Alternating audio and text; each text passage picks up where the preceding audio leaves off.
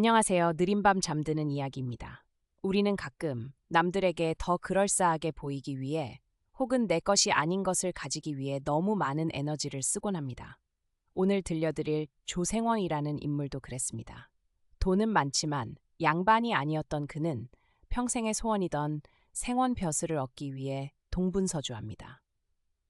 하지만 몸에 맞지 않는 옷을 입으면 불편하듯 그의 양반 행세는 어딘가 어설프고 위태롭기만 하죠.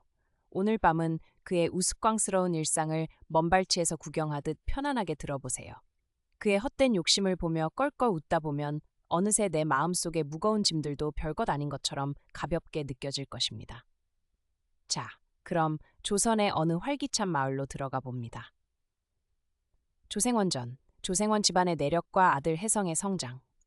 이야기는 명나라 성화.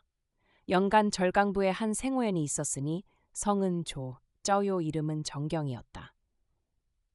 대대로 벼슬을 한 집안으로 문벌이 혁혁하였으나 생원에 이르러 자연히 시세로 인하여 매사가 마음과 같지 못함에 선대의 묘소 아래로 내려와 구름과 달을 벗삼아 세월을 보내고 있었다. 가세가 부유하고 위인이 충직하고 인자하여 가난한 친족을 널리 구제하고 덕을 쌓는 것을 일로 삼으니 원근의 칭송이 자자하였다.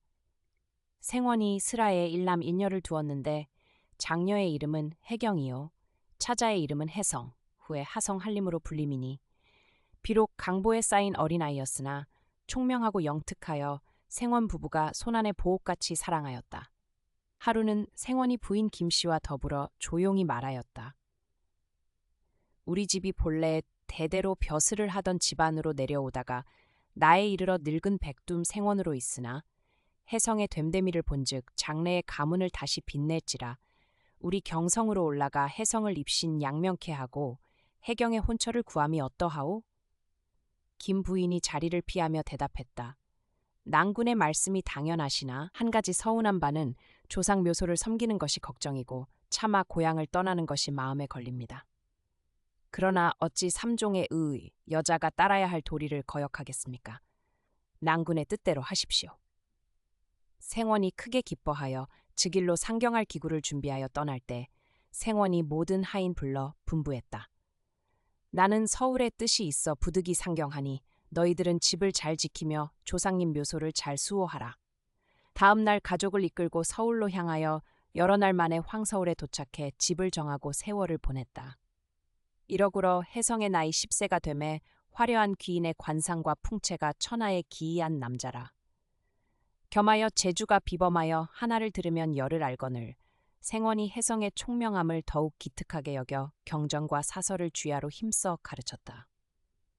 그러나 집안이 번화하여 공부에 이롭지 못함에 항상 근심하더니 하루는 할 일 없이 절강부 본집으로 내려가 학업을 힘쓰게 하여 부모의 교훈을 저버리지 말라 하고 행장을 수습하게 했다.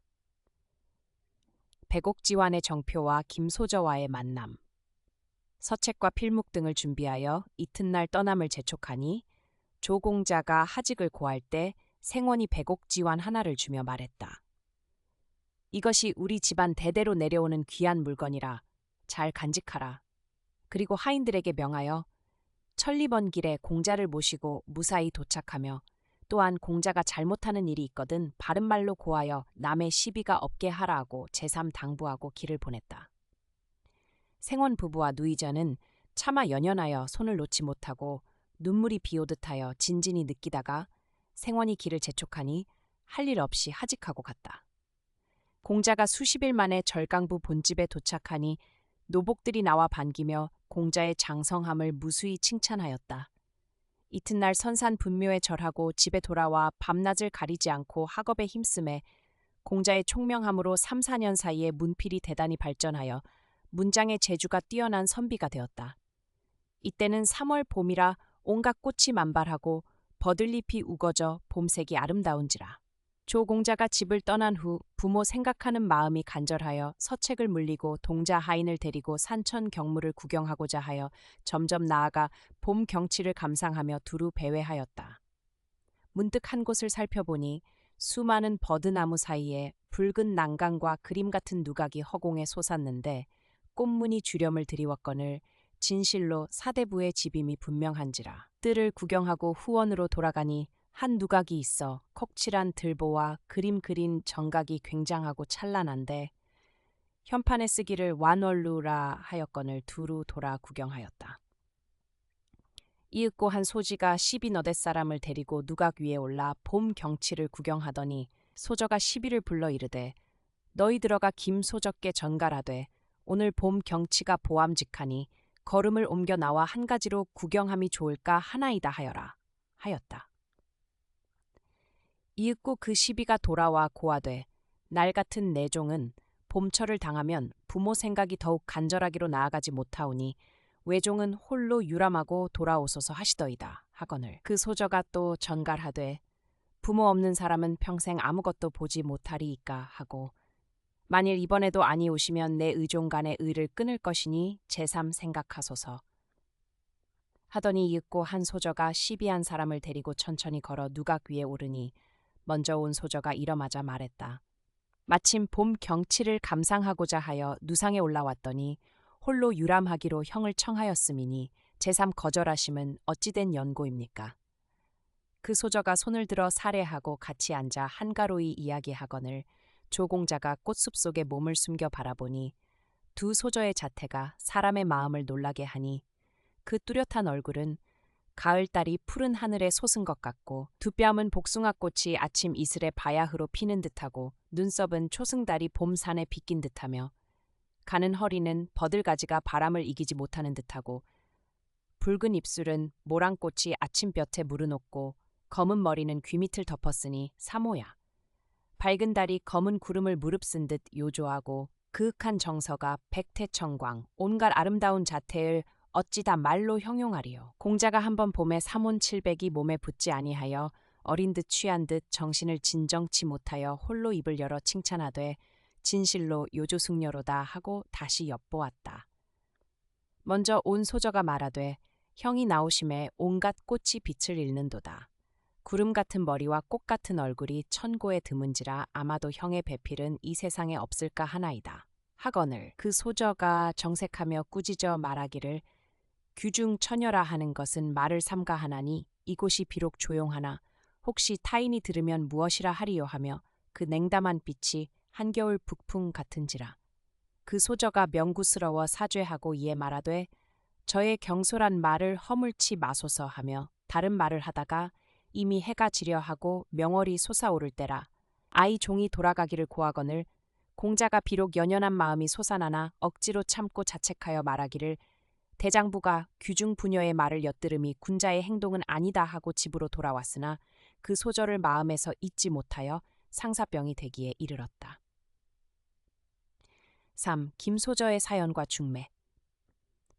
대저 김소저는 김전의 딸로 일찍 부모를 여의고 어린 동생을 데리고 조부에게 의지하여 지내더니 의외에 산동 지방에도 도적이 크게 일어나 민심이 소란하여 다 피란하였는지라.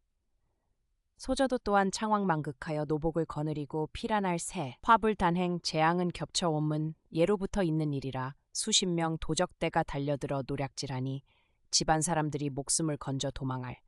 새 소저 또한 유모 춘상을 데리고 후원담을 넘어 달아나 인사불성이 되고 촌촌 전진하여 겨우 황악산에 들어가 석벽숲 사이에 은신하여 밤낮을 지내다. 집에 돌아와 보니 동생과 노복 등이 간 곳을 모르겠더라. 경황 중에 또 한 집이 불에 타서 터만 남았으니 노주인과 종가 서로 붙들고 날이 새도록 애통하다가 할 일 없어 외삼촌의 집으로 가 의탁하리라 하고 유모 춘상을 데리고 외숙 정숙도의 집에서 머물다가 조공자의 눈에 띄게 된 것이었다. 이때 공자가 집에 돌아와 글을 읽으려 하나 그 소저의 얼굴이 눈에 아른거려 전전반측하여 밤을 지내고 늙은 하인을 불러 물었다. 이곳 동편 십리쯤의 담장이 광활하고 후원에 석가산 모은 집이 네 집이냐?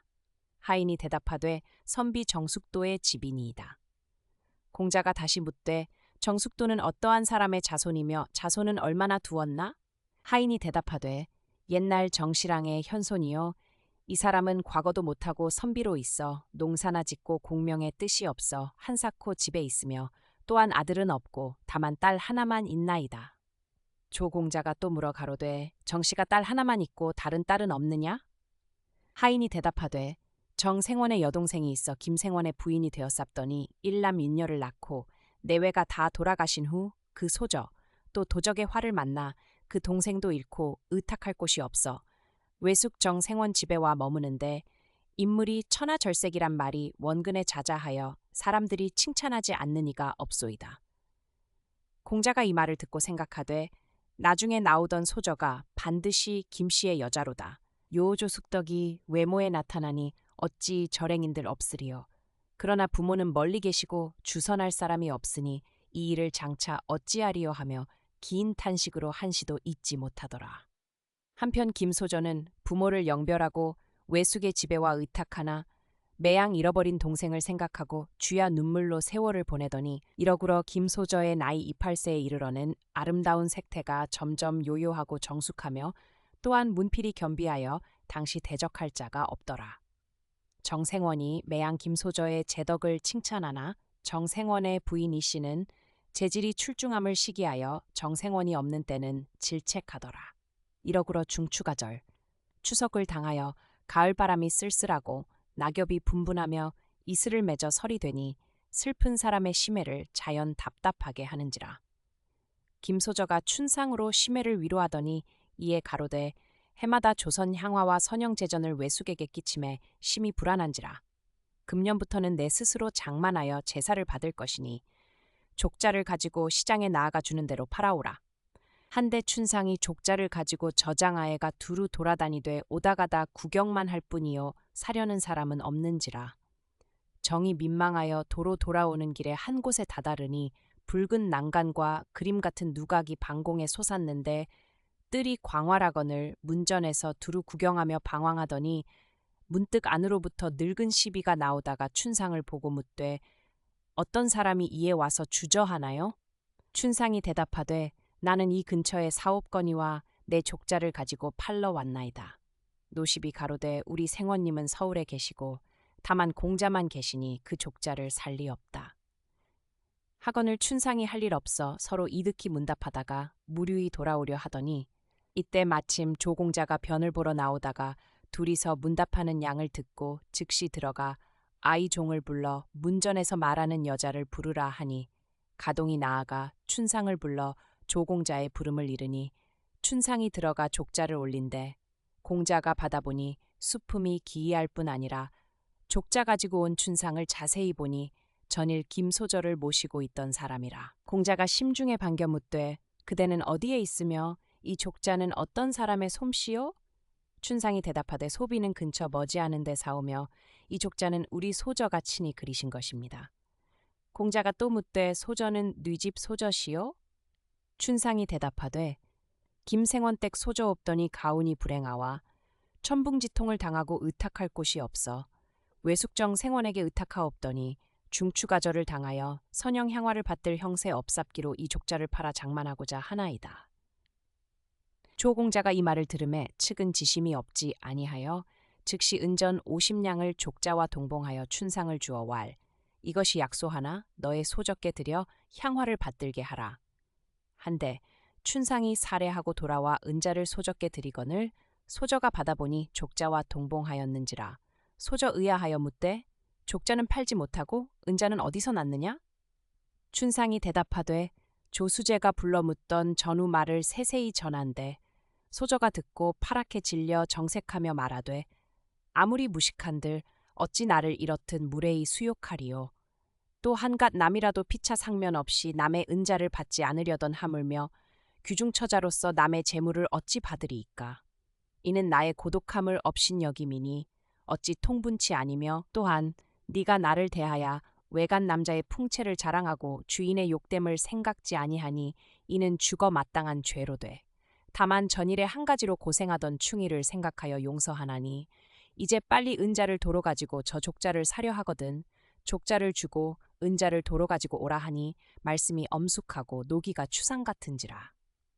춘상이 황공하여 바삐 조공자에게 오니 공자가 춘상을 보고 다시 온 연고를 묻거늘 춘상이 저의 소저에 꾸짖던 말씀을 자세히 고하고 은자를 도로 드리거늘 공자가 이 말을 듣고 도리어 무료한 빛이 없지 아니하여 춘상더러 왈 내 미처 생각지 못하였으나 나의 형매 계시니 그 족자를 사서 드리리라.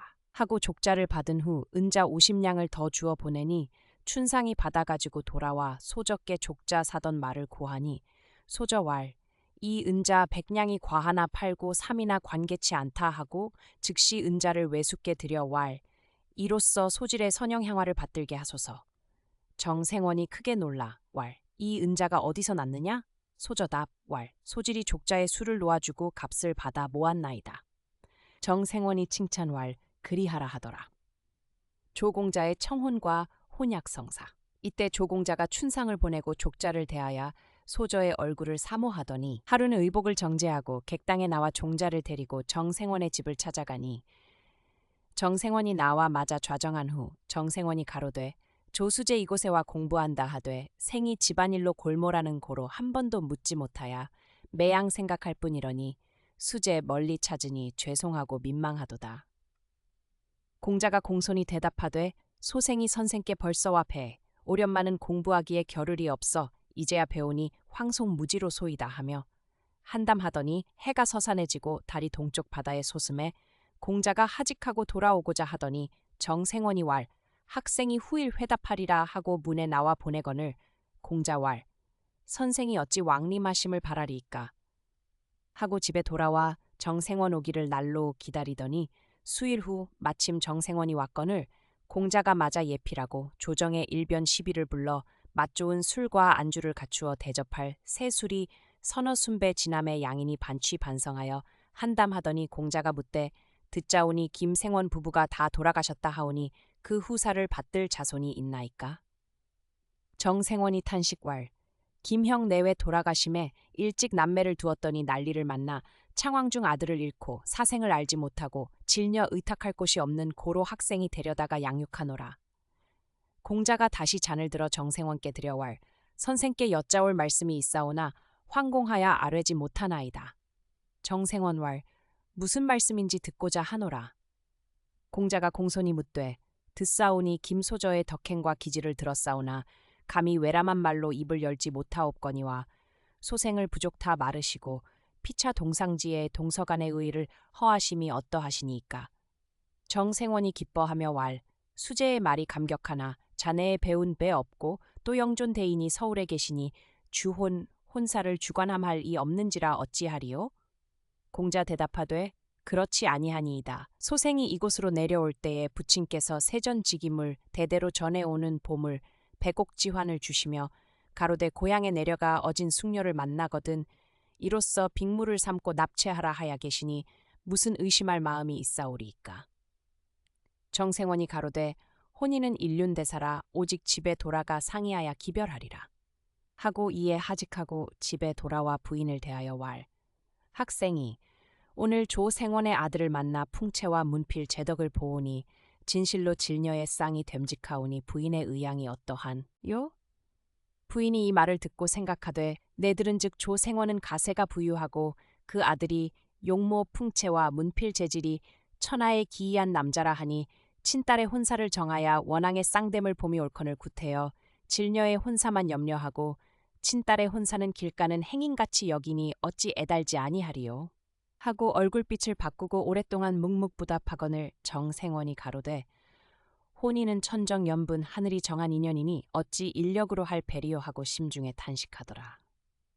이때 조공자가 정생원을 보내고 마음에 김소저를 잊지 못하여 생원의 회보를 기다리더니 소식 없음을 보고 이에 가동을 불러 이웃에 사느니 생원을 부르라 하였더니 이윽고 이생원이 와 건을 공자가 맞아 좌정 후 정생원의 약속과 김생원의 딸 김소저의 사단이며 전후 수마를 전하고 이생원으로 하여금 중매되기를 청한데 이생원이 흔연히 응낙하고 즉시 정생원의 집에 나아가 정생원으로 더불어 앉은 후 이생원이 가로되 들으니 조공자 김소저와 구원하려 한다 하니 조생원은 명문거족으로 지금은 학생으로 있으나 일후에 부귀가 진진할지며 또한 조공자의 문필 재덕이 당세의 기이한 남자라 이 같은 아름다운데 구원치 아니하고 어느 곳에 구원하려 하나요?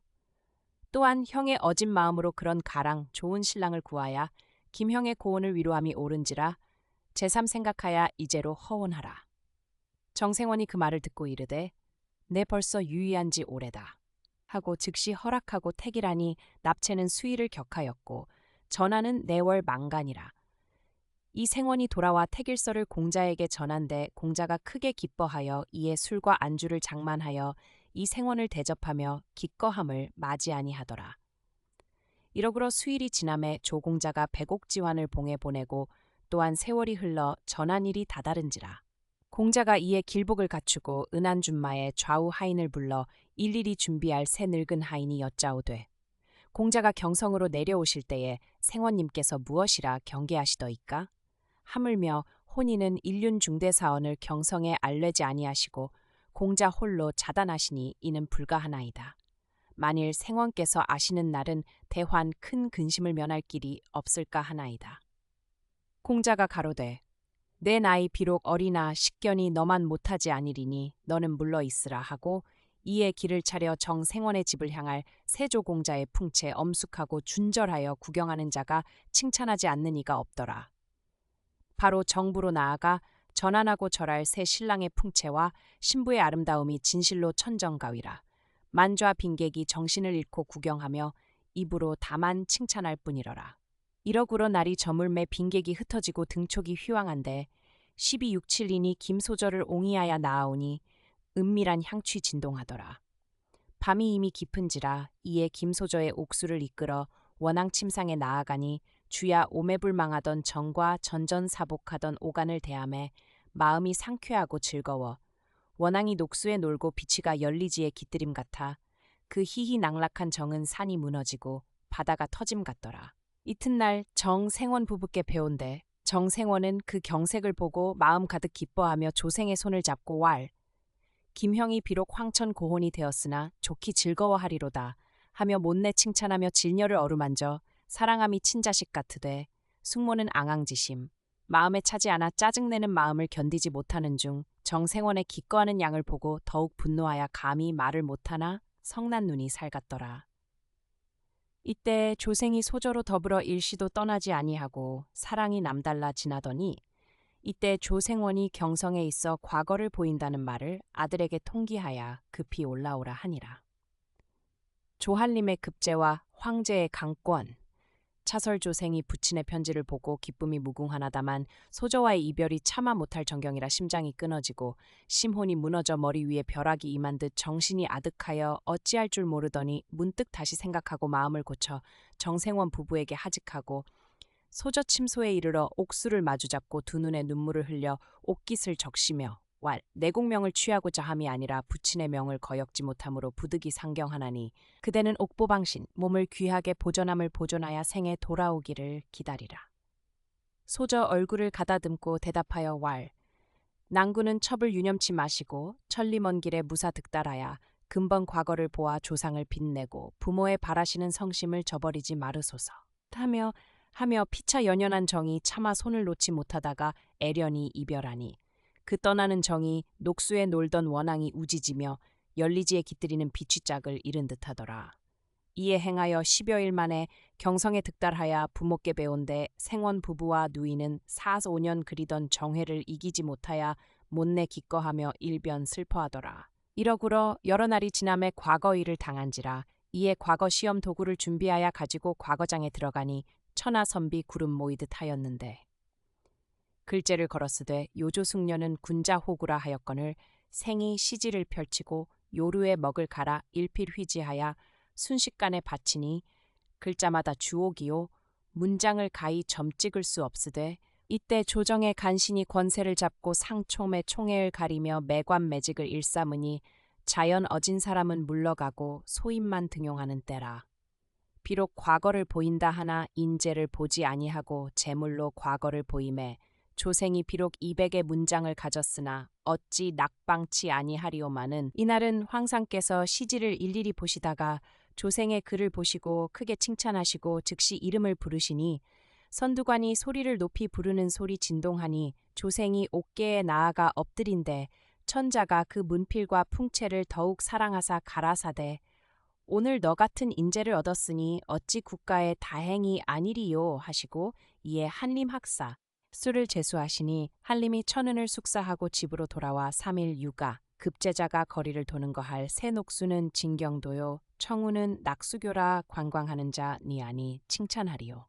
3일 후 천자께 상소하야 선영의 소분 산소의 제삼을 청한데 상이 윤허하사 3개월 말미를 주신데 한림이 천은을 숙사하고 부친을 모시고 행장을 준비하여 절강부로 내려올 새 지나가는 고을마다 영접하고 전송하니 그 위엄이 빛나고 거룩함이 비할 데 없더라. 한림이 김소저와 혼인한 말씀을 고하지 못하였는지라 주야 수심 근심이 되어 침식이 불안하고 긴 탄식을 하며 겉으로는 영광이 덮였으나 심중에는 주야 생각으로 내려오더라.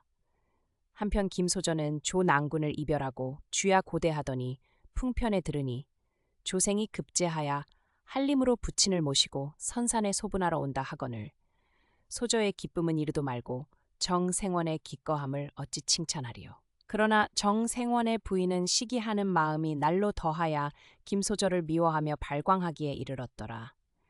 이때 조 한림이 하인으로 하여금 먼저 알리되 선산에 소분하고 상금의 명령이 지엄하시기로 지체하지 못하여 나아가 배웁지 못하고 바로 서울로 올라가오니 정 선생 부부시며 김소저는 더디다 마르시고 후일을 기다리소서.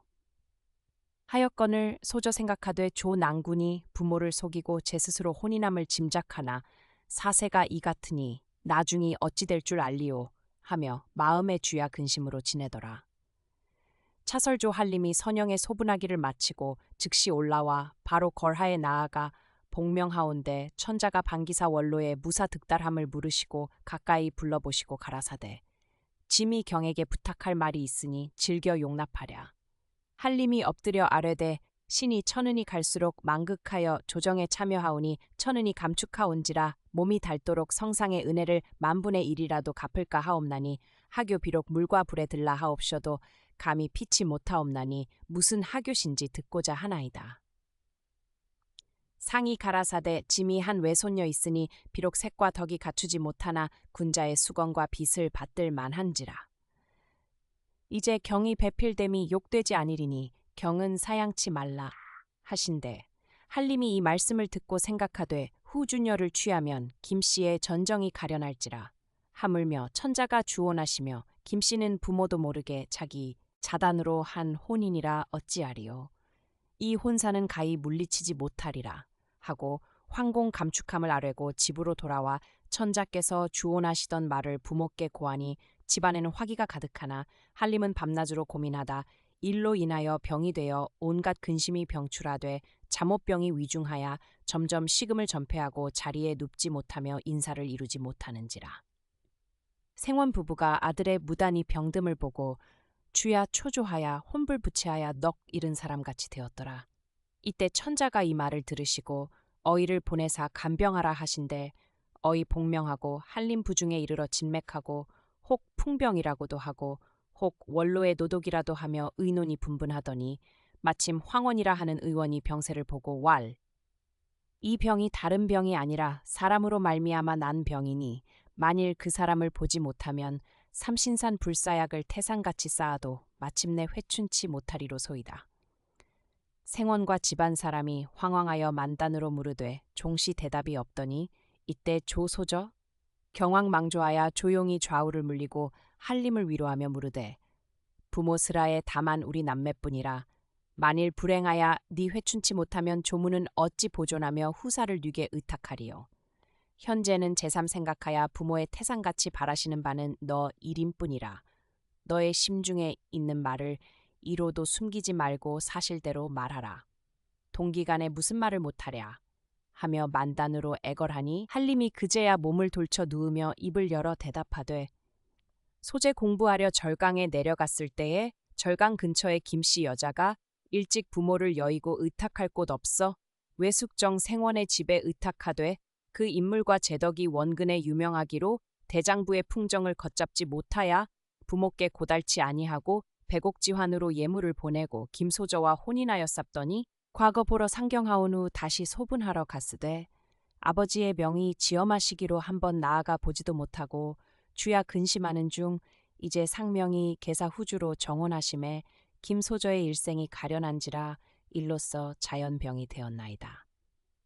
하거늘 소저 이 말을 듣고 내당에 들어가 부모께 이 사연을 여쭙고 그 소저를 데려오심을 고한데 생원이 듣고 크게 노하여 바로 한림 침소에 나아가 꾸짖어 말하기를 자식된 놈이 부모 몰래 어떤 창녀를 취하여 이렇듯 병이 되었느냐. 이 같은 불효자는 죽음이 마땅하다 하고 방중에 있는 책상을 부수며 노기가 분분함은 북풍한 설 같거늘 한림이 병중에 누웠던 정신이 오히려 머리 위에 벼락이 내린 듯하여 황망이 일어나 앉으니 조소저 급히 나와 한림을 구하며 이에 부친 앞에 나아가 공손히 꾸러고 왈 김씨는 김어사의 손녀로 요조숙덕이 겸비하다 하오니 불러다가 오빠의 병을 보게 하소서 하며 말마다 애걸하니 생원이 딸의 정성됨을 보고 즉시 김씨 데려올 편지를 써 노복으로 하여금 가 내려오라 하니 하인이 명을 받고 주야 배도하여 절강부정 생원의 집에 이르러 편지를 드린데 김씨 편지를 받아보고 경황망조하여 즉시 외숙께 나아가고 왈 조 한림이 소질로 더불어 혼인할 때에 부모를 속인 일이 분명하고 또한 소질을 노류장화 길가의 꽃 기생로 알고 노복으로 하여금 부르니 내 어찌 노복을 따라가리요. 차라리 숙부댁에서 연연을 마치리이다 하고 이나야 침소에 돌아와 종이를 펼쳐 일필 휘지하여 답서를 쓰니 갈화쓰되 박명한 소첩은 2번 절하고 한림 병석 아래 글을 올리옵나니 제3 살피소서. 천만 뜻밖의 시아버님의 하서를 받자와 보곤즉 한림 병세 만분 위중하여 목숨이 조석에 달렸다 하옵시고 밥비 올라오라 하야 계시니 첩이 들음에 모골이 송연하고 심신이 산란하여 어찌 일시나 지체하오리까마는 당초에 일개 지환으로서 남의 귀중 소녀를 속이어 평생을 희롱하였사오니 장부의 일이 아니요 부모를 속이어 가취를 임의로 하였으니 이는 불효라.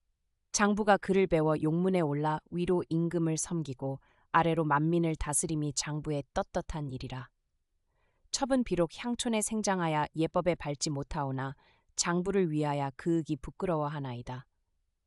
대장부가 세상에 남의 이치는 음양을 순하게 하고 충성으로 나라를 섬기고 효도로 부모를 섬기며 스라의 즐거움을 배움이 옳거늘 어찌 일개 아녀자로 하여금 병을 얻어 부모의 염려하심을 끼치오니 지하에 간들 원혼이 되지 아니리요. 이러하고야 조정 백관에 참여하리이까. 첩은 비천한 여자나 이런 졸장부를 보지 아니하리니 빨리 죽어 남의 웃음을 면하고 황천타일에 나 다시 배움을 바라나이다. 하였더라. 쓰기를 마침에 즉시 봉하여 노복을 주어 보내고 심사 번뇌하여 긴 탄식으로 남은 세월을 마치고자 하더라. 김소저의 상경과 후주 공주와의 갈등. 차설조 한림이 김소저에게 편지를 보내셨다는 말을 듣고 김소저 오기를 주야 기다리더니 문득 하인이 돌아와 편지를 드리거늘 조소저 떼어보고 탐복하기를 맞이 아니하다가 부친 앞에 나아가 다시 고왈. 이제 김씨의 답서를 보오니 그 요조 숙덕이 글에서 나타나오니 대인은 다시 고쳐 기별하소서.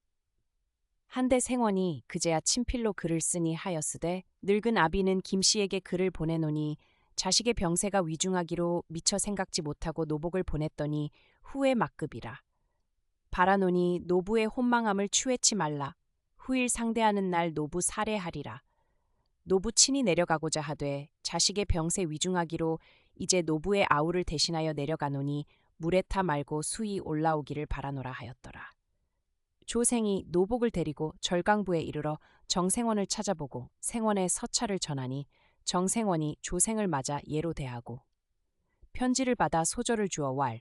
네 이제 시댁에 올라가 한림의 병을 위로하고 시부모의 성녀를 덜라하며 가마를 갖추어 보낼 새 정생원이 연연하여 제3 당부하되 먼 길에 무사히 도착하여 시부모께 혼정신성하고 노복을 인의로 거느려 활악함을 힘쓸지어다 하고 못내 이별의 정을 슬퍼하되 부인은 남의 딸이 보낸다 하더라. 김소저 길을 떠나 수십여 일에 경성에 이르러 조부로 들어올 새 생원 부부와 조소저 서로 뵈는 예를 행하매 김소저의 위인을 살펴보니 꽃 같은 얼굴과 달 같은 자태가 세상에 뛰어나고 요조한 덕이 용모에 나타나니 진짓숙녀 가인이요 단장을 칠해치 아니하시되 그 화려한 광채 사람의 눈을 놀라게 하더라. 부인이 한번 봄에 탄식왈. 온갖 아름다운 자태가 보던 바 처음이라 어찌 아이가 혹하야 병이 나지 않으랴 하더라. 부인이 묻되 외숙댁에서 머물렀다 하니 너의 성은 무엇이며 외숙의 성씨는 무엇이냐? 소저 공경이 대답하되 소부는 김첨정의 손녀며 김생원의 친녀요 정생원의 셋찔녀 없더니 소부의 팔자가 기박하야 하루아침에 천지가 무너지고 또 집을 불태우오니 의탁할 곳이 없어 외숙정 생원 집에 와 의탁하옵더니 한림이 독리사는 이 생을 보내어 구원하매 외숙이 허락지 아니하옵건을 굳이 청혼하기로 부득이 허하였sap더니 수일 후 백옥지환을 보내고 소첩도 또한 예물을 보험해 의심 없어 쾌히 혼인하였sap더니 일이 이에 미치오니 다른 연고는 없나이다. 생원 부부 이 말을 들음에 도리어 크게 기뻐하여 왈. 김첨정은 충요 겸비하고 또한 우리 집과 세교라. 하늘이 살피사 현부로서 진진지의를 맺게 하시니 어찌 기쁘지 아니하리요. 이제 아들의 병세 위중하니 늙은 아비의 처음에 무례하던 바를 허물지 말고 딸 아이와 한 가지 병자를 보호하라. 김소저 명을 받고 한림 병소에 나아가 보니 한림이 눈을 감고 침석에 누웠으니 피골이 상접하여 검은 때가 주르르 맺혔고 형용이 초췌하고 기운이 쇠진하여 자리에 붙었거늘 조소저 나아가 흔들어 깨워 왈. 오빠는 무슨 잠을 들었는가? 한림이 혼미중 눈을 떠보니 주야 오매불망하던 김씨라. 일견에 정신이 번쩍 들어 희열함을 이기지 못하여 무슨 말을 하고자 하나 맥이 목에 맺혀 앉아 있는지라 한갓 볼 따름이라. 김소저 정색왈 대장부 입신 양명하여 문호를 빛내미 옳거늘 일개 여자를 생각하다가 병이 되어 이 지경에 이르러 남의 웃음을 취하니 첩인들 무슨 면목으로 시부모와 집안 사람들을 대할 낯이 있으리요. 하니 얼굴빛이 맹렬하고 엄하게 말하니 조소저 가로되 김형은 죽게 된 지아비를 보 호함이 없고 도리어 질책하여 남의 병든 동생의 심사를 울적게 하느뇨. 김소저 사양하고 병상 곁에 나아가 앉으니 좌우 시비 등이 수군거려 이르되 우리 소저의 인물이 천하의 제일 되리라 하였더니 김씨는 그에서 배나 더하니 우리 상공이 어찌 병이 아니라리요 하더라. 이러구러 10여일이 지남에 한림의 병세에 점점 차도가 있어 침식이 여전하고 형용이 완연하여 소저로 더불어 혼정신성하여 한 가지로 효를 다하니 부인이 웃으며 왈. 아이 병이 의학으로는 무관해하러니 이제 현부 온 지 10여일의 병이 쾌차하니 이는 현부의 복이라 하더라. 김소저 시부모를 정성으로 섬기며 조소저와 친형제같이 은근함에 생원 부부가 매우 기뻐하여 가로되 이제 죽어도 여한이 없으리라 하더라. 유부마는 금천자의 사위라. 조생원을 신방하고 왈. 이제 한림이 병세 쾌차하였으니 속히 택일하여 성원함을 재촉하거늘 생원이 공경 대답하되 학생이 자식을 교훈치 못하여 고향에 보내어 학업을 힘쓰라 하였더니 제 임의로 전 첨정 김영환의 소녀를 취하여 성혼하였사오니 황공하옴을 어찌 말씀으로 다 하오리까. 유부마는 어진 사람이라 대답왈. 혼인은 천정연분이요 일륜대사라 할 수 없거니와 그러나 김첨정은 죽었으나 그런 손서를 두었고 나는 살았으되 그런 사위를 굳지 못하였으니 어찌 애달지 아니하리요 하고 자탄함을 맞이 아니하더라. 부마 부중에 돌아와 공주를 대하여 딸아이의 혼사 그릇된 사연을 설파하니 공주 듣고 또한 애달라 하더라. 차시. 마침 곁에 있다가 사연을 듣고 마음에 부끄러우나 이에 여짜오되 소녀 비록 어리나 소녀는 다른 가문에 가지 아니하나이다. 이왕 장한림으로 더불어 결혼하시고 또 어찌 다른데 구할이 있고 소녀는 곧 조가의 집사람이라 옛날 초공주 오세저기를 잊지 아니하오니 바라건대 타무는 아니 섬길 것이니 하량하옵소서. 공주 대책왈. 너는 부질없이 당치 않은 말을 말라. 김첨정은 세세충신의 집으로 근일 합미하였으나 괄시치 못할 것이요 또한 육례로 취하였으니 이는 조강지처라. 너는 남의 둘째 부인됨이 어찌 부끄럽지 아니하냐. 사람이 세상에 남의 정도의 일도 있고 권도의 일도 있나니 어찌 내 마음대로 하리요. 너는 마땅히 주선하는 대로 하리니 입 다물고 잠자코 있으라. 후주 다시 아뢰되 소녀의 일정지심 정해진 마음은 변치 아니할지라. 후세의 침뱉음을 면하오며 실절하는 행실의 계집이 되리 있고 조문 시첩의 층수하와도 소녀의 일념에 부끄러움이 없소이다. 부마와 공주 할 일 없어 일이 당연한지라 이튿날 조회에 마침 조한림을 대하여 혼사를 말하며 후주의 고집이 옳은 일을 설화하니 한림이 감당치 못함을 사양하거늘 상이 들으시고 한림을 권유하사 가라사대 경은 사양치 말라. 두 부인 둠이 무망하도다. 하시고 속히 성례하라 하시니 한림이 할 일 없어 부득이 수명하고 퇴조하여 부중에 돌아와 부모께 전교하신 명을 설화하니 부인과 후주는 여염집 과부와 다른지라 반드시 우리 집에 화근이 되리로다. 한림왈 부마와 공주 어지니 후주인들 간대로 불이 나리이까. 생원왈 염려 마라 어찌 근심되지 아니리요 하고 김소절을 불러왈 당초에 부마의 혼약을 빙자하여 청혼하며 또 상명이 계시기로 이제 혼인하고자 하매 만일 후주 불이 나야 현부를 박대할까 근심하노라. 김소저 정색하며 대답왈 만일 후주 불이 날진대 소부가 공경으로 대접하오면 어찌 불편한 일이 있으리이까. 생원 부부가 칭찬왈 현부는 백만사의 현숙함이 과인하니 다시 이를 말이 없거니와 부디 조심하라. 김소저 공경 대답왈 소부 정성을 다하리이다 하고 물러나오니라. 하루는 천자 한림을 명초하사 가라사대 후주와 길일 날짜가 임박하였고 경이 부친이 백두로 있은즉 불편한 일이 많을지라 특히 경이부로 평장사를 제수하노니 명일 곧 입족해 하라. 한림이 천은을 숙배하고 집으로 돌아와 부친께 전교를 전하니 생원이 북향사배하여 천은을 축수하고 이튿날 입조하여 사은 퇴거라니라. 이러구러 길이를 당함에 한림이 길복을 갖추고 부마궁에 이르니 만조백관이 좌우에 나열하였고 벽제 치운 소리와 따르는 무리가 천지에 진동하니 장려함을 이로 칭양치 못할러라.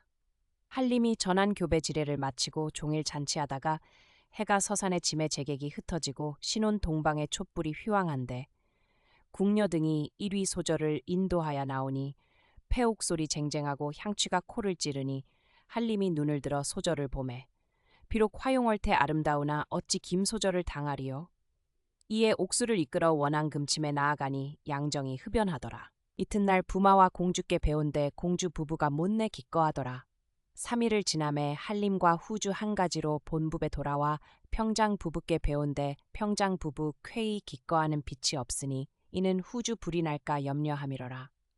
이적의 시비고하되 김 부인이 오신다 하거늘 좌중이 실색하더니 후주 궁녀에게 붙들려 맞을 새 모든 부인이 그 색태를 보매 후주의 화용월태 비록 절색이나 어찌 김씨를 당하리요. 좌중이 다만 김소저를 보고 흠선 경지하더라. 김소저 후주를 향하여 왈 귀한 성식을 사모한 지 오래더니 오늘날 동렬로 서로 보오니 불승 다행하여이다.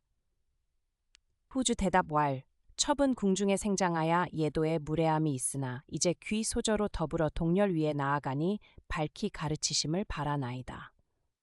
이때 이 위에 모셔 앉았더니 김소저의 경국지색을 보고 내심에 생각하되 후주의 전정이 길치 못할까.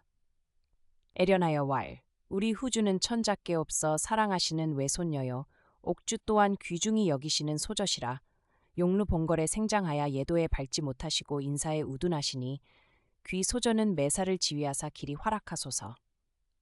김소저 왈 첩이 비록 사족이오나 명분이 다르니 향촌 빈가에 생장하여 행실을 배우지 못하였사오니 어찌 후주의 밝으심을 가르치리 있고 하니 평장 부부와 모든 시비 김씨의 현철함을 칭찬하더라. 날이 저물매 후주 침소에 돌아와 자탄왈 한림이 김씨 같은 절색을 두고 둘째로 또 나를 취하였으니 나의 전정이 헌신같이 되리로다 하고 한탄을 맞이 아니하더라. 한림이 이 밤에 후주 침소에 이르니 후주왈 이제 원비 김씨 계시거늘 어찌 나의 침소에 오시니까. 한림왈 비록 원비 있으나 오늘 밤이야 못자리요 하고 이나야 취침하니라.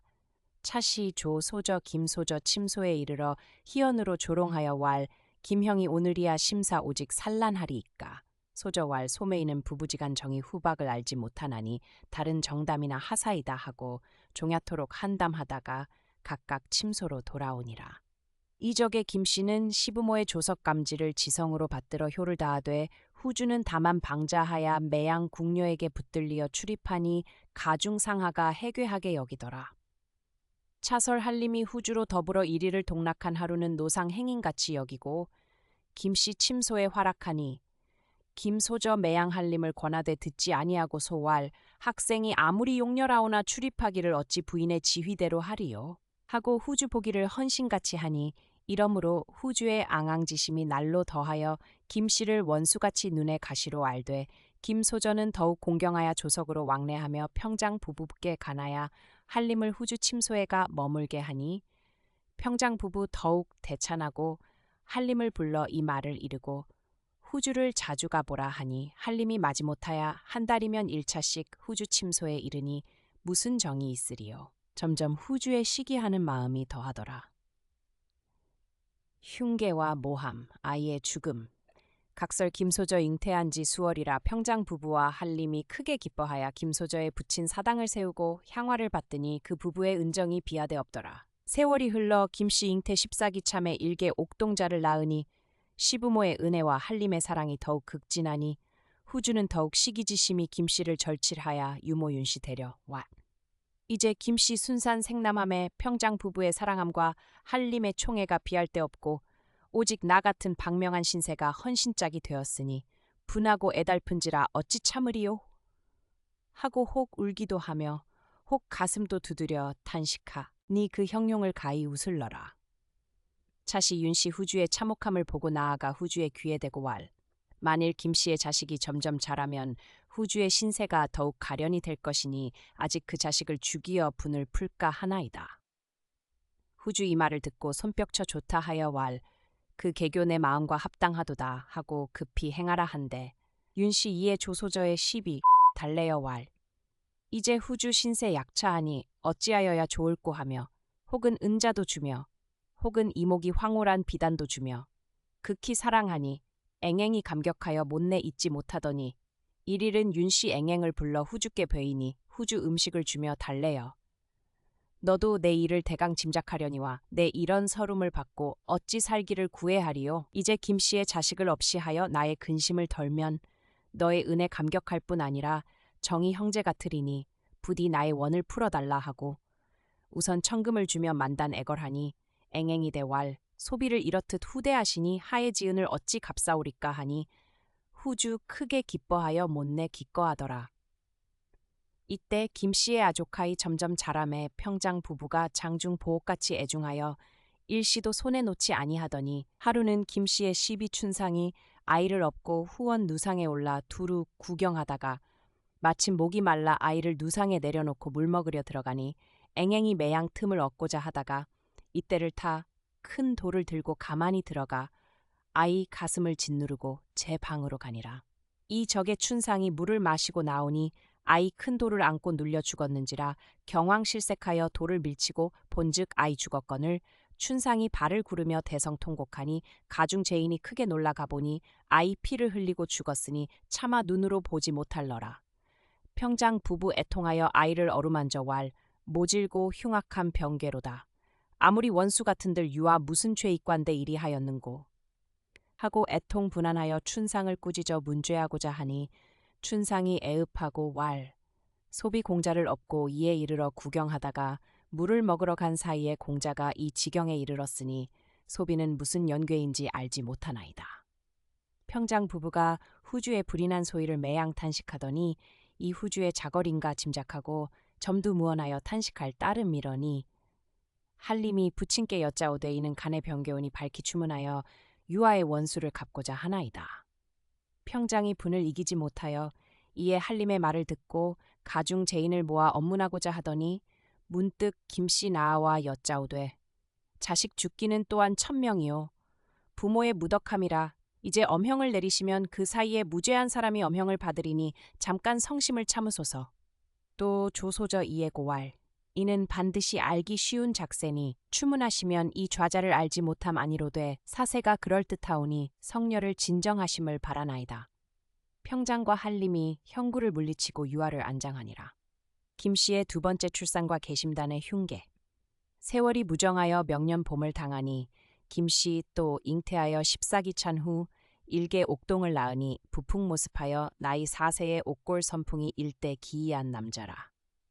평장 부부 만심 환희하여 이름을 성진이라 하고 애중함이 날로 극하여 손밖에 내지 아니하니 후주는 더욱 시기하여 앙앙지심이 반시도 풀릴 적이 없더라. 한림이 유아 죽은 후로는 후주를 더욱 통분하여 후주 존당에 문안하러 오매 서로 대하여도 일언을 물음이 없고 원수같이 여기니 후주 분심이 도도하여 본궁에 자주 왕래하며 부마와 공주를 대하여 김씨의 없는 험담과 한림의 매몰 박정함을 참소하되 공주 후주를 책하여 다시 이런 말을 못하게 하니 후주 또한 참소할 곳이 없어 스스로 통분함을 이기지 못하더라. 각설 경성 근처에 사는 이참정이란 사람이 있으니 당시 명문거족으로 벼슬의 뜻이 없어 한 가희 집에 있어 시설을 강론하며 혼진을 피하고 살더니 한 아들을 두었으니 천하기 남제라 사방에 매파를 놓아 저와 같은 쌍을 구하더니 문득 조소저의 현숙함을 듣고 매파를 보내어 청혼한 대평장이 크게 기뻐하여 허원하고 즉시 택일하여 보내니 조소저의 혼사는 한림이 부모를 속이고 김씨를 취한 고로 자연역혼 순서가 바람이 되었더라. 혼의를 당함에 이 생원이 길복을 갖추고 조부에 이르니 그 위엄이 빛나고 장려하더라. 이에 전한 지례를 마치고 신방에 나아가 소저를 대하여 보니 치머 나간 지용, 물고기가 숨고 기러기가 떨어질 미모가 폐월수하짓해 달이 숨고 꽃이 부끄러워할 자태 있는지라 이 생원이 일견에 정신이 황홀하여 이에 춘정을 이기지 못하여 옥수를 이끌어 금리에 나아가니 원앙이 녹수에 놀고 빛이 열리지에 깃들임 같더라.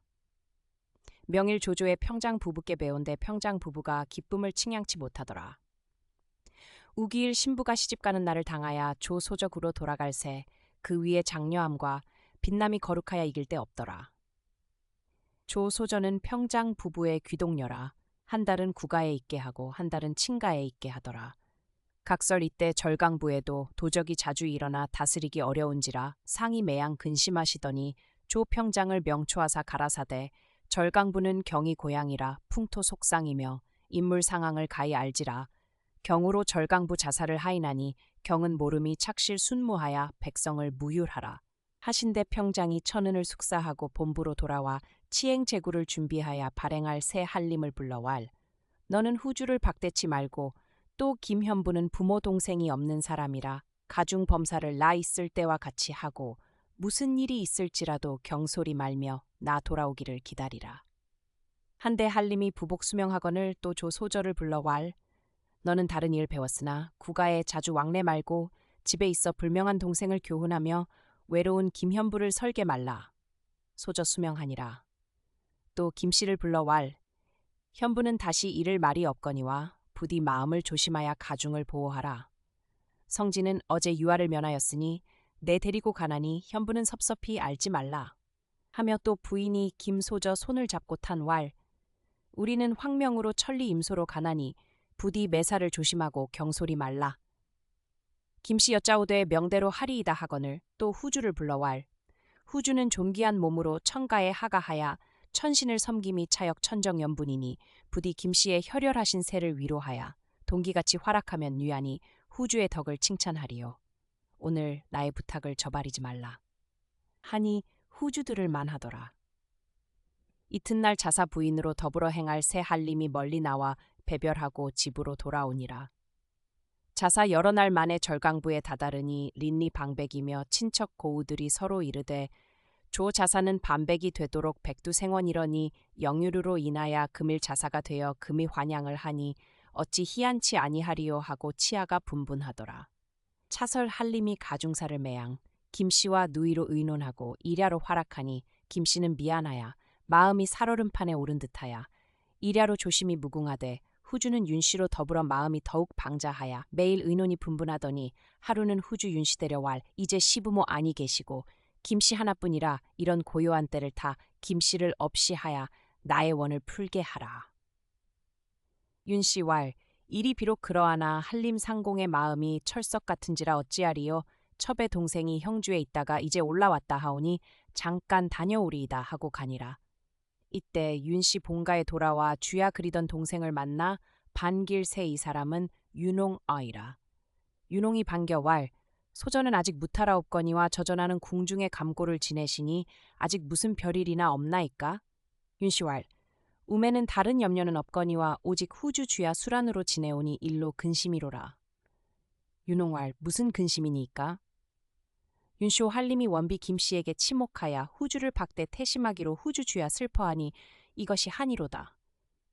윤홍왈 내 형주 있을 때에 들으니 그곳이 색향이라 혹 부녀들이 이러한 일이 있으면 과연 슬퍼하여 탄식도 하며 서로 해하기도 하더니 한 사람이 약을 판다 하되 개심단, 회삼한과 개용단이라 하는 약이 있어 사람이 먹으면 자연 마음이 변하기도 하고 혹 형용도 고쳐 원수를 갚고 설분도 한다 하기로 그 약값이 수천금이라 하더이다. 윤씨 듣고 크게 기뻐하여 즉시 본궁으로 돌아와 윤홍의 말로 계심단 사연과 값이 태과하단 말을 낱낱이 고한데 후주 차언을 듣고 크게 기뻐하여 왈 만일 소원을 이룰진대 수만 금이라도 아끼지 아니하리라 하고 일변 은자 수천금을 내어주면서 사오라 한데 윤씨 받아가지고 본집에 돌아와 윤홍을 주며 왈 밥비 구하야 오되 값은 물론 다소하고 먹이는 법과 변하는 법을 자세 알아오라. 하거늘 윤홍이 즉시 가서 계심단을 구하여 후주 궁으로 보내니라. 차설 후주 이 약을 가지고 한림을 식그릇에 가만히 타 먹였더니 그날부터 한림이 신음하여 불성인사하고 주야 통성하니 소저와 김씨 의약으로 치료하되 종무효험이러니 10여일 후에야 쾌차한지라 가중이 크게 기뻐하더니 이후론 한림이 김씨를 보면 얼굴을 찡기어 접어 상대를 아니하고 후주를 보매 희색이 가득하여 주야 부리하고 거동이 전일 김씨에서 10배나 더하더라. 모함, 두 번째 아이의 죽음과 김씨의 축출. 차설 한림이 병세 차복한 후로 후주로 더불어 동침 희락하고 김씨를 원수같이 여기니 조소저 민망하여 한림을 청하여 왈 현재는 부인 거느리기를 그대지 편벽되이 하나뇨. 양편이 고르게 화합하여 원망하는 탄이 없게 하려든 김씨는 금세의 희한한 숙녀라 금실이 남과 다르더니 금시에 박대하여 이 같으니 이는 간정이 있도다. 또 부친의 하교를 저버리니 그 무슨 도리리요. 부친께서 생존하시되 그러하니 만일 불행하여 부친이 아니 계시면 가도 집안 법도가 어찌 되리요. 한림이 듣고 웃으며 왈 음양도 변복되고 상전도 벽해되나니 사람의 마음인들 어찌 변치 아니하리 있고 저저는 김씨를 위하여 말을 다시 내지 마르소서. 생각 곧하면 모골이 송연하온지라 어찌 상대할 마음이 있으리이까. 소저 다시 한림을 개육코자 하더니 마침 후주 들어오거늘 소저 후주를 대하여 왈 요사이 현재 후주와 활악하니 어찌 기쁘지 아니하리요. 연이나 김씨를 박대함이 심한 고로 현재의 박절 메모람을 타나노라. 후주대 왈 부부지간 정이야 어찌 언역으로 하리요 하며 서로 문답하다가 각각 침소로 돌아가니라. 이날 밤에 조소저 김씨 침소에 나아가니 김씨 홀로 앉아 그를 보거늘 소저 왈 김형은 요사이 한림의 일을 아나이까. 김씨대 왈 무슨 일인지 알지 못하나이다. 소저 왈 한림의 행사 극히 수상하오니 무슨 일인지 알지 못할 일이로다. 김씨 왈 이는 하늘이 살피사 후주로 하여금 첩의 정절을 지키게 함이오니 첩심이 오히려 평안한지라 어찌 괴이타 하시나이까. 소저 왈 후주의 위인이 교만방자하야 부녀의 행실이 바이 없는지라 필경 무슨 대환이 있을까 염려로소이다. 김씨 왈 비록 그러하오나 첩이 화수나오면 무죄한 사람을 설마 어찌하리이까. 현매는 염려 마르소서. 소저 왈 불연하여이다. 후주의 좌우에 있는 시비 등이 다 간악하여 동심 합력하오면 한림은 남의 말을 고리 듣는 사람이라 간사한 꾀로서 마음을 병케하고 환란을 지으면 김형의 신세 어찌 될 줄 알리요. 반드시 후환이 있을까 두려워하나이다. 김씨 왈 아무리 요악한들 어찌 사람의 마음을 병케하리요. 소저 왈 김형은 정의를 믿고 그러하거니와 저의 마음은 김형의 마음과 같지 아니하니 소매는 심히 의심되나이다 하고 야심하도록 설화하다가 각기 침소하여 못내 근심하더라. 이적에 후주 잉태하여 10삭 만에 일개 옥동을 생하니 한림이 더욱 크게 기뻐하여 장중 보옥같이 업중하며 후주 또한 사랑하여 아이를 일시도 땅에 놓지 아니하고 금지 오격같이 알더니 수삼삭이 지난 후 아이가 스스로 피를 토하고 급사하니 차역 하늘에 무심치 아니함이로라. 어미 죄로 말미암아 유아 앙화를 받음이라. 후주 앙천통곡 왈 근간 수상한 일이 있더니 무병하던 아이 급사하니 이는 반드시 몹쓸 사람의 소이라 죽이려거든 나를 죽이지 어린아이 무슨 죄 있관데 이런 몹쓸 짓을 하는고 하고 한림을 돌아보아 가라되 이 도시 상공의 탓이라 아이 원수를 갚아주소서. 첩이 또한 상공 목전에 죽어 한 가지로 없이 하리이다. 하거늘 한림이 후주를 붙들어 위로할 아직 분심을 참으라. 내 그 사이 김씨를 박대하였더니 여차 병괴를 지음이라. 이에 김씨의 시비를 잡아내어 추문코자 하더니 차시 조소저 이 말을 듣고 크게 놀라 급히 한림을 청하야 대책 왈 현재는 무슨 일로 무죄한 사람을 잡아 형벌코자 하느뇨. 한림왈. 기간 부모 아니 계심에 간에 산란하야 이 같은 병괴 있사오니 어찌 분치 아니리요. 이러므로 설분코자 하나이다. 소저정색왈. 이 아이 죽음이 저의 목전에 병들어 죽은 자식을 분하다고 원수를 갚으려 하고 돌 밑에 눌려 죽은 자식 김씨의 첫 아이은 생각지 아니하니 뉘 악하고 뉘 선타 하나요. 현재 반드시 실심하였도다. 사람의 소견되고 이럴 배리요. 한림이 묵묵부답하고 후주의 침소로 나아가니 후주 그저 울며 왈. 이는 김씨 작해라. 원수를 갚지 아니하면 내 어찌 세상에 살리요. 이는 상공이 불명한 탓이라 하니 한림이 후주의 손을 잡고 만단 위로 왈. 내 형구를 갖추고 김씨의 시비를 추문코자 하였더니 저저 나와 만류하기로 그만 정지하였거니와 후일 다시 결처하리니 아직 참으라. 후주 비로소 진정하더라. 이적에 김씨 시비 들어가 김씨를 보고 고하되 후주의 유아를 시비 등이 죽였다 하고 한림이 소비 등을 엄형하려 하시는 것을 조소저 만류하시고 한림 상공을 질퇴하시기로 소비 등이 무사하였사오니 세상에 이런 일이 있사오리이까. 김씨 듣고 파랗게 질려 왕명천이 소소하거늘 악명을 씻을 때 있을리니 너희는 다만 조심하며 무슨 말을 들어도 입 다물고 잠자코 있으라 하더라. 각설 이 참정 소저의 시아버지 호련 득병하야 날로 위중하매 조소저 이 말을 듣고 크게 놀라 즉시 시가로 갈 새 김씨를 돌아보아 가로되 이제 김영이 환난을 당할 때라 어이하리요. 그러나 부디 조심하고 무슨 일이 있어도 아무쪼록 나 돌아오기를 기다리며 미리 거동하지 마르소서. 김씨 불감함을 일컬으니 조소저 또 한림을 불러 왈. 내 시부모의 병세 중타하기로 시가로 가나니 기작지간을 다스림하되 부모의 교훈을 생각하고 백사를 공평히 하며 원망을 취치 말라 하고 인하여 가마를 재촉하여 입으로 가니라. 차시 후주 또 변심한? 돌 타서 한림을 먹이더니 이윽고 불성인사하고 병석에 누워 신음한지 일삭에 쾌차하나 마음이 변하여 심장이 바뀌어 후주를 천지간에 없는 줄로 알고 김씨를 더욱 박대하여 원수같이 여기니 후주가 장식거 윤씨를 보고 왈. 이제 상서 부부와 조소저 없으니 이때를 타. 김씨를 아주 없이 한만 갖지 못하다 하고 바삐 재촉하니 윤씨 또 앵앵을 불러 왈. 네 이제 김씨의 필적을 얻어오라 하고 우선 은자 200냥을 주니 앵앵이 제배 수명하고 물러와 날마다 틈을 얻고자 하여 엿보더니 마침 화장실 감에 침소 잠깐 비었거늘 바삐 들어가 서안을 뒤져 김씨의 필적을 얻어내어 윤씨를 준대 후주 이를 보고 기껏 즉일로부터 주야 공부하더니 오래지 아니하여 김씨의 필적을 완연히 본뜬지라. 이에 김씨의 위조 편지를 만들어 앵앵을 주어 왈. 이 서간을 가지고 있다가 김씨 방 중에서 얻어 놓으라 하고 내 한림으로 더불어 말할 때를 타 올리라. 그리하면 내 너를 중히 상 주리라. 앵앵이 수명하고 물러가다. 일일은 한림이 후주로 더불어 난간을 의지하여 말씀하거늘 앵앵이 한 편지를 드리며 가로되 이것이 김 부인 침상 아래 있기로 집어왔나이다. 하거늘 한림이 받아 봉을 떼어보니 정녕 한 김씨의 필적이라. 그 글에 갈와스되 박명첩 김씨는 일봉 서찰을 난군 좌하에 올리나니 우리 서로 분수 상별 후 소식이 돈절하고 음신이 불통이라. 파랑새가 영절하고 기러기 편지가 없어 주야 사모지심이 어느 때 없으리요. 생각나니 눈물이요 탄식나니 한숨이라. 가슴에 불이 일고 쓰는 것이 간장이라. 어느 날 어느 시 다시 만나 견우직녀 만난 듯이 만단 회포 풀어볼까. 주야 불망 바라더니 향자의 천우신조하야 천만 의외의 소식을 전하기로 바삐 떼어보니 낭군의 수적이라. 낭 군의 옥모 화용을 대한 듯 기다리고 바라더니 첩을 더럽다 아니시고 찾을 뜻을 두시니 이제 죽어 한이 없도다.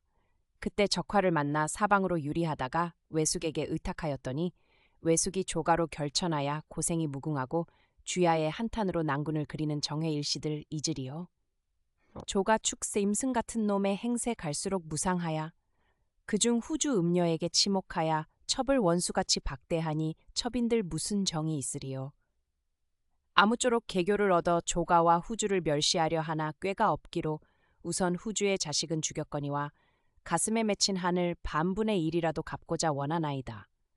난군이 명년으로 오시마하나 일각이 여삼추라 아마도 박정하기는 난군의 탓이로다. 아뜻 말씀이 무궁하나 이목이 번다 하기로 대강 기록하나니 부디 바삐 오기를 바라나이다 하여더라. 한림이 보기를 다함에 분기 대바라야 능히 말을 이루지 못하고 어린 듯이 앉았으니 후주 손뼉치며 통곡왈. 당초부터 내 의심하였더니 오늘날 이 편지를 보니 과연 그렇도다. 무슨 연고로 나의 어린 자식을 죽이고 또 우리를 죽이고자 하는고 하고 몸을 부대껴 뛰노는지라. 한림이 상할까 염려하야 급히 유모로 하여금 붙들어 구호하라 하고 한림왈 내 원수를 갚으리니 잠깐 정지하라 하고 이에 시비를 호령하여 왈 이제 음녀 김씨를 결박하여 오라 하며 호령이 추상 같은지라. 평장 부부와 조소저 없으니 뉘 감히 막으리요. 시비 등이 황급하여 떨며 들어가 김씨의 연약한 몸을 결박하여 개하에 이르니 김씨 천만 목매 마침 이런 액경을 당함에 사모니 몸에 붙지 아니하여 넋 잃은 사람이라. 한림이 크게 꾸짖어 왈 음녀 김씨는 죄상을 네 알리라. 저러한 음흉한 계집을 내 집에 일시나 두리요. 이제 바삐 몰아내치라. 하니 김씨 정신이 없으나 불변 안색 왈. 첩이 부모 동생이 없고 의탁할 곳이 없으며 무슨 죄가 있관데 이렇듯 수죄하오며 죄목이나 알고자 하나이다. 한림이 고성대매 왈. 네 죄상을 모르노라 하니 서간의 낭군이라 하는 놈은 누구며 그놈과 정이 교밀하다 하나 네 죄를 모른다. 김씨왈 낭군이란 말씀이 어찌 한 곡절이며 교치와 악교왕 같단 말이 금시초문이로소이다. 한림이 더욱 노왈 필적이 분명 네 글씨라 무슨 잔말이뇨 급히 몰아내라.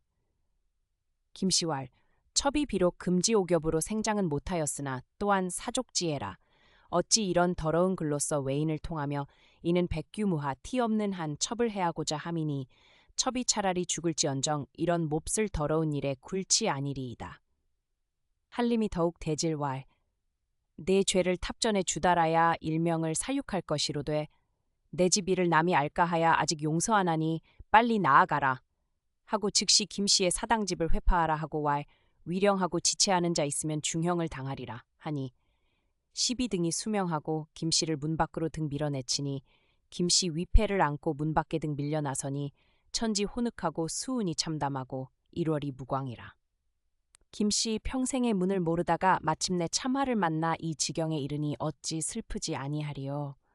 하늘을 우러러 통곡왈 창천은 굽어 살피소서 조소저를 만나게 하소서 하며 겹적삼을 벗어 손가락을 깨물어 만단 설화를 기록하니 갈와스되 박명죄첩 김씨는 글월을 조소저께 올리옵나니 슬프다. 소저 시가로 가신 후 간해에 병괴 일어나 여차 차차 액경을 당하옵고 천지간 용납지 못할 누명을 쓰고 나아오니 눈물이 앞을 가려 살 곳이 망연한지라. 잠깐 지접하여 소저를 배웁고자 하오나 불시에 방축하옴에 일시도 머물 길이 없어 소저를 보지 못하고 길을 남해 창결한 정회를 어찌 기록하리요. 많은 도시 첩의 팔자 기박한 탓이라 수원수구하리이까. 그러나 의지할 데 없는 사람을 이렇듯 핍박하여 내치니 어느 때에 만나 배우리요. 첩이 누명을 쓰고 어찌 살기를 요구하리. 이까마는 친가 선친 위패를 품고 복중에 조씨 혈육을 보아 차마 죽지 못하고 부득이 목숨을 지탱하나 어찌 노중 원혼을 면하리요. 바라건대 소저는 1000만 번 보증하여 첩의 누명을 밝혀주소서. 첩이 죽어도 소저의 은혜를 갖고라리니 복망소저는 만수무강하소서 하였더라. 조제 쓰기를 마침에 운양 12을 주어 왈 너는 이를 가졌다가 조 소저께 드리라. 운양이 눈물을 흘려 왈 가시면 어디로 가시고자 하시나이까 혈서는 삼가 바치리이다 하고 이별하니라. 김씨 12 춘상에게 붙들려 위패를 품에 품고 춘상으로 더불어 눈물로 벗을 삼아 수삭만에 절강에 이르니 발이 아파 촌보를 행키 어려운지라 외숙정 생원의 집으로 찾아가니 외숙은 기세하고 숙모 장씨만 있어 소저를 보고 놀라 문활 너의 행색이 저렇듯하니 무슨 환을 당하도다. 네 시가에 들어가지 못하고 수천리 원외 왔으나 너의 외숙도 기세하시고 갓에 적폐하여 말이 못되었으니 어찌 있으리요 하며 구박이 태심한지라. 김씨 눈물을 뿌려 왈 소녀는 행세 불미하여 내친 바 되었으나 아직 일신을 의탁할 곳이 없어 생각다 못하여 천리 타향에 왔사오니 숙모는 어여삐 여기사 아직 머물러 있게 하시면 수의 처치하리니 숙모는 물려 물리치지 하소서. 장씨 얼굴을 찡기고 대답도 아니코 안으로 들어가거늘 소저 또한 민망하나 할 일 없어 아직 머무를 새 하루 한 그릇 죽도 먹기 어려운지라 소저 줄임을 견디지 못하여 양식을 팔아 노주 연명하니라. 김씨의 투신과 구출. 이때 마을에 사는 강창여이란 사람이 호협방탕하여 전부터 김씨의 백태천광이 무쌍함을 들었는지라 주야 흠모하여 지내더니 이제 김씨 구가에 출견함되어 이에 왔단 말을 듣고 마음에 크게 기뻐하여 장씨를 보고 달래어 왈 수천 양 은자를 줄 것이니 중매하여 김씨를 취하게 하여 달라 하거늘 장씨 은자 말을 듣고 욕심이 발하여 즉시 허락하여 보내고 소저 침소에 나아가니 소저 일어나 맞아 좌정 후 장씨 달래어 왈 이제 조 한림이 너를 박대하여 찾지 아니하니 반드시 찾지 아닐지라 이팔 청춘에 거처할 곳이 없음에 허송세월 무한한 고생을 어찌 지내리요. 너의 평생을 생각하니 숙모의 마음이 슬픈지라 내 너를 위하여 아름다운 가랑을 구하여 원앙의 쌍유함을 보면 숙모의 마음이 기쁘지 아니하랴. 현질의 뜻에 어떠하여? 김씨 차언을 듣고 크게 놀라 목소리 나누는지라. 그러나 냉담함을 보이면 반드시 해를 입을까 두려. 진짓 고처대 왈 숙모 소지를 위하여 유념하시니 감사하여이다. 장씨 더욱 크게 기뻐하여 김씨의 등을 어루만져 왈 나의 한 말을 허락하니 진짓 효녀로다 하며 칭찬함을 맞이하니더라. 장씨 돌아감에 춘상이 들어와 김씨를 보고 연고를 묻거늘 김소저 눈물을 흘리며 왈 내 벌써 죽고자 하되 복중아와 또한 누명을 씻지 못하였기로 우금까지 잔명을 보존하였더니 오늘날 또 더러운 말을 들으니 어찌 일시나 세상에 머물 뜻이 있으리요. 춘상이 크게 놀라 급히 소저를 붙들고 나글로왈 부인은 번뇌치 마르소서 몸을 피하여 다른 곳에가 의탁함만 갖지 못하니이다. 소저왈 시부모께서 지금까지 여기 자사로 계실진데 무슨 걱정을 하겠나냐마는 갈수록 죄중하여 형주로 이직이 되시니 어찌하리요 하고 서로 붙들고 통곡하다가 기운이 쇠진하여 잠깐 좋으더니 비몽간에 이리 창한 백발 노인이 표연이 들어와 소저를 보고 탄왈 너희 고생이다. 전생 죄로 천정하신 바라 너무 서러워 말라. 하고 부채를 높이 들어 멀리 가리켜 왈 급히 금강이란 곳을 찾아가면 구할 사람이 있으리라. 하고 문득 간데 없거늘 놀랍게니 남가일몽이라. 즉시 춘상을 깨워 몽사를 이르며 기이 여겨 서로 이끌고 달아날 새 평명에 이르러 한 누각이 있어 오색이 찬란하거늘 보니 현판에 이라 하였거늘 두루 구경하니 층암 절벽이 병풍을 두른 듯하고 그 아래 무변대해라. 물결은 바람을 져라 흉용하고 산금리숭. 슬피 소리하야 수인의 심해를 돕는지라. 소저 생각하되 부친 혼령이 나를 이리로 지시하여 금강에 빠져 사적을 나타내고 몸을 감추게 함인가 하더라. 원래 이곳은 옛날부터 충신 열녀 무죄히 죽거나 애매히 모해를 만나면 이리로 모다 사적을 기록하는 곳이로라. 금 소저 붓을 가져 현판 옆에 쓰되 박명한 김씨는 전후 죄악이 과하여 10세의 쌍친을 여의고 한 동생의 종적을 모르며 적획을 만나 탕패 가산하고 의탁할 곳이 없어 외숙정 생원에게 의지하였다가 조한림과 성친하여 다시 액회 없을까 하였더니 조물이 시기하고 신명이 돕지 아니하사 천고에 없는 누명을 쓰고 이제까지 죽지 않고 살기는 조씨 혈육이 복중에 있기로 차마 못함이요. 둘째는 요행 살았다가 누명을 신백히 밝히 말까 바랐더니 갈수록 미진하야 액이 있어 죽을 만삭지 못하여 이 물에 죽사오니 일월성신과 후토신령이 사해 용왕으로 더불어 살피소서 하였더라. 소저 쓰기를 다하고 붓을 던지고 일장통곡하다가 춘상 데려왈 너는 나 죽은 후 과도히 슬퍼 말고 부디 일명을 보전하였다가 나의 누명을 신백하여 주면 눈을 감으리라. 너는 청춘이니 아무데에 의탁하였다가 후세에 만나보자 하고 말을 마치며 물에 뛰어들거늘 춘상이 통곡왈 생사를 한 가지로 하실지라 홀로 참사하나이까. 아무리 애통한들 망망한 물소리뿐이라 발을 구르며 소저를 부르나 할 일 없는지라. 죽어 소저의 혼백을 따르고자 하나 또 죽으면 소저의 누명을 신백할 길 없고 또한 소저의 부탁을 저버릴지라 생각이 이에 미침의 마음을 억지로 참으나 소저의 소리 귀에 쟁쟁하고 눈에 암암하야 일념에 잊지 못하야 다만 만경 창파만 바라고 울 뿐일러라.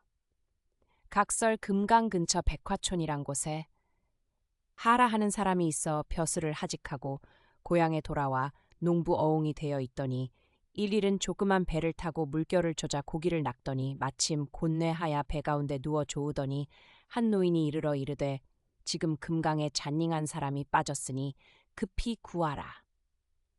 깨달으니 주중 일몽이라 괴히 여겨 동자 하인을 데리고 이렵소선을 바삐 저어 금강에 내려가니 풍편에 낭낭한 울음소리 들리거늘 소리 나는 곳에 다다르니 한 낭자 물가에 서서 우는지라. 나아가 문왈 낭자 무슨 연고로 물가에 서서 우나요? 춘상이 대답왈 소녀는 절강부 김생원댁 비자 없더니 우리 소저 이에 이르사 이 물에 빠져 죽었기로 우나이다. 하거늘 어사 크게 놀라 즉시 어망을 쳐 건져내니 과연 한 소저 시신이라. 자세히 보니 비록 물에 빠져 죽은 신체나 화용월태 망고절색이라. 어사 탄식왈 가련하고 불쌍하다 무슨 연고로 그러한 절대가인이 이팔 청춘의 익수원사하야 이 지경에 이르렀는고 하고 춘상으로 하여금 수족을 주무르게 하며 회생단을 구하여 소저의 입에 흘려 넣으니 소저 끊어지던 목숨이 소생한지라. 이윽고 정신을 진정하고 좌우를 돌아보며 춘상을 향하여 왈 내 몸이 만경참파 중에 고온이 되었거늘 너는 어이 여기 있으며 이곳은 어디요? 춘상이 대왈 어사 노야 구하시었사오니 정신을 수습하옵소서. 소저 여취 여광하야 몸을 일으켜 어사께 공경이 문왈 첩은 삼생의 죄 과하야 조실부모하여 외가에 의탁하여 사옵더니 경성조 한림과 결혼하였삽다가 첩의 규행이 천박하여 조문에 출부되었기로 이런 인생이 살았을 때 없기로 이물에 바쳤사. 건을 존공의 구하심을 입사오니 난망지은을 무엇으로 갚으리이까 하고 오간화협의 옥수 종행한지라. 어사 측은히 여겨 김씨 노주를 데리고 집에 돌아와 부인 주씨를 대하여 소저의 전후사를 이르며 또 수양함을 말하니 부인이 기뻐 소저를 보니 그 행색이 초췌하여 젖은 의상과 흩어진 머리 귀 밑을 덮었으나 설부화용이 망고절색이라. 부인이 그윽이 애중하여 친딸같이 여기니 김씨 불승감격하여 친부모같이 섬기더라. 남매의 상봉과 후일 기약 이러구러. 세월이 유수 같아 김씨 산허를 당하여 일개 옥동을 낳으니 부풍 모습하여 일세 기이한 남자라. 어사 부부 크게 기뻐하여 이름을 윤경이라 하다. 원래 유어사 일자 아들을 두었으니 년 28세라. 문장 제덕이 비상하고 옥모영풍이 일대 영준이라. 이러므로 산동 땅 정실왕의 여아와 성친하여 금실이 화합하니 어사 부부 즐김이 비할 데 없더라. 광음이 여류하여 윤경의 나이 7세 되매 영오하여 어사 부부께 공경이 지극하고 매양 저의 부친을 찾으니 어사 부부 사랑하여 탄식왈 나는 전생의 죄악이 중하여 다만 일자를 두었으되 슬픈 마음이 떠날 적이 없노라. 하거늘 김씨 공경대왈 이 무슨 일로 슬퍼하시나이까. 어사탄 말 나의 일자 있으되 나의 혈육이 아니라 10년 전에 길에서 얻어 기르더니 가장 영오함에 점점 자라 제 부모를 부르며 슬퍼하니 오늘날 윤경을 또 보건대 저와 같은지라 어찌 심사 온전하리요. 김씨 탄식하고 왈 어디서 얻으시며 본성명은 무엇이니꼬?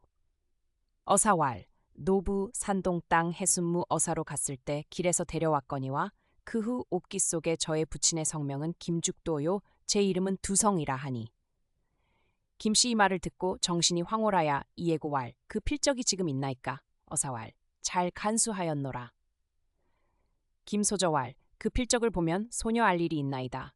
어사 필상에서 내어주거늘 김씨 받아보니 분명한 부친 필적이라. 목이 메어 통곡하다가 혼절하거늘 어사 부부 곡절을 몰라 시비로 하여금 위로하니 김씨 정신을 수습하야 왈 동기를 잃고 주야 그리던 두성을 만나보매 어찌 서럽지 아니리까 하고 두성을 불러 서로 10여 년 이별의 정을 말하며 남매 붙들고 통곡하니 좌우 시비와 어사 부부 여취 여광하며 일변 놀라 위로왈 하늘이 도우사 천륜을 완전케 하시니 큰 경사라 어찌 기껍지 아니하리요. 두성이 제배고 왈 대인은 덕으로 저저를 만나니 만일 대인의 산 은혜 덕이 아니면 저저의 수중 원혼이며 소자의 노중 원기됨을 면하리요. 오늘날 남매 서로 보오니 생전 사후에 다 갚지 못하리로소이다. 어사 두성을 환돌려주마야 김두성이라 하다. 김씨 남매 정성으로 부모같이 섬기니 어사 부부 크게 기뻐하여 화기만실하더라. 조자사의 귀환과 진상조사. 각설조 소저 시가로 돌아와 시부모의 병칙을 떠나지 않고 주야 구호하니 시부모 병세 쾌쾌하야 침식이 여전하니 소저 시부모께 고왈 본가에 주장할 사람이 없사와 부친 돌아오심을 배옵고 돌아오리이다. 이 참정이 보낼 마음이 없으나 부득이 허하되 현부는 친가 양친이 오시거든 즉시 돌아와 노부를 위로하라 하고 시비 노복으로 가마를 태워 호송하게 하니라. 차시조 소저 조부에 이르니 가중 제인이 일시에 나와 반기며 한림도 나와 하래왈 이 앞에 병환이 쾌차하시니 이는 저저의 지성이며 복이로소이다. 소저왈 시부모의 명이시라 나의 지성이며 복이리요. 그러나 김형이 나를 이대도록 외대하나요 나오지 않나요? 한림이 냉소왈 김씨 음녀의 행실이 무쌍 불측하기로 소재 몰아내쳤나이다. 조소저 이 말을 듣고 어린 듯 말을 못하다가 왈 그 말이 다 무슨 소래요. 부모 아니 계신들 경계하신 말씀을 잊고 또한 무슨 일을 눈으로 보았을지라도 부모 돌아오실 날이 머지 아니하였으니 취프 몸이나 한 연후 처치함이 옳거늘 범사를 경솔히하야 어진 부인을 이처럼 만드니 어찌 가문의 앙화가 없기를 바라리요. 하고 녹이 대발하야 설상에 서리를 끼침 같더라. 후주 곁에 있다가 노왈 향자의 시녀 앵앵이 김씨의 방에서 편지를 얻어들이매 그 편지를 본즉 여차여차한 더러운 말이 있으며 또 나의 자식을 낳는 대로 죽이고 장가의 집을 멸망하게 한다 하니 어찌 분치 아니리요 하고 일변 편지를 펴서 들고 조소저를 베인데 소저 더욱 노왈 나는 비록 금지옥엽은 못 되나 그런 더러운 글을 손에 만지기도 싫고 눈으로 보기도 싫도다. 하고 김씨 침소에 들어가니 금침이며 서한 등물은 의구하나 김씨의 종적이 없는지라 눈물을 뿌리고 차탄하더니 시비 운양이 들어와 김씨 방축하던 말과 편지를 조소저께 들여달라 하던 말씀이며 겹적삼에 혈서로 쓴 것을 드리거늘 소저 받아보고 애통왈 아깝도다 김씨여 김씨의 가긍함을 어찌하리요? 하고 못내 잊지 못하더니 운양이고 왈 향일에 보오니 앵앵이가 윤씨로 더불어 은근히 왕래하며 거동이 수상하더니 아일리 비로소 난배라 진위를 알려하시면 먼저 앵앵을 문초하시면 단정코 아르시리이다. 조소저 듣고 즉시 노복을 호령하여 앵앵을 잡아 형장을 갖추고 치고자 하더니 문득 생각하되 가중대사를 조그마한 여자가 처치할 배 아니라 하고 이에 형구를 물리고 앵앵을 착실히 엄수하라. 노상공이 수히 돌아오시리니 조처하리라 하니 노복 등이 앵앵을 항쇠족쇄하고 착가 엄수하니라. 조소저 부모 침소에 와 서한을 지어 방성대곡하더니 한림이 들어와 위로하거늘 소저 정색책왈 내 남자로서 가사를 이렇듯 요란케 하야 김씨의 어진 덕을 모르고 구축하여 도로 풍상을 겪게 하니 어찌 앙화 없으리요. 부모 돌아오사 물으시면 무엇이라 대답고자 하느냐. 한림이 대왈 무단 아내침이 아니라 제 음흉한 꾀로 조씨 일문을 멸망하겠노라 하고 자식을 죽이기는 저의 장난이라 간정이 무쌍함에 내쳤노라 하오리이다. 김씨를 어찌 착다 하시리이까. 소저탄왈 오래지 않냐. 옥석이 분변되리니 너는 물러가라. 한림이 묵묵부답하더라. 각설 조자사 형주 과만이 참에 즉시 올라와 걸하에 나아가 천은을 숙사하니 상이 친히 옥배에 향원을 주사 가라되 경의 충성으로 인민을 무휼하여 짐의 근심을 없게 하니 국가의 만행이라 하시더라. 자사 사은하고 집으로 돌아올 새 한림이 중로에 맞아 모시고 상하 노소의 환성이 자자하더라. 자사 부부 중당의 좌정함에 성진이 한림께 절하여 뵙고 후주께 뵙고 소적께 배운 후 물러나니 그 위인의 옥골 선풍이 씩씩 쇠락하여 대장부에 깃들이라. 자사왈 가중 상하다 나왔으되 김현부는 없으니 어찐 일고?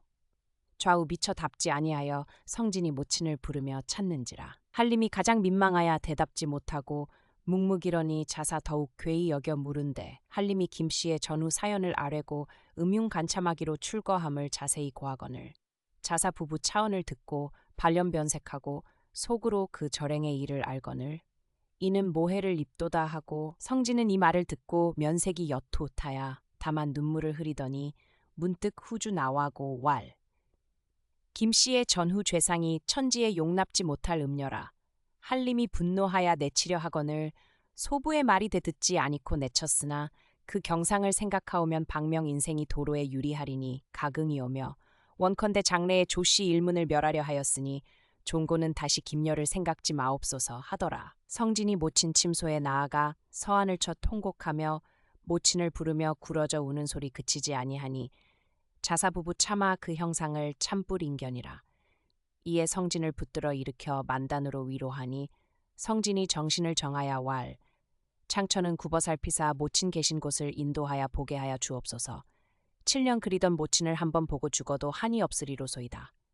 하며 울음을 그치지 아니하니 자사 차경을 보고 더욱 현부를 생각하여 여소절을 불러 꾸짖어 왈 내 떠날 제 간의 대소사를 네게 믿고 갔더니 네 또한 범연하여 이렇듯하니 어찌 통분치 아니하랴.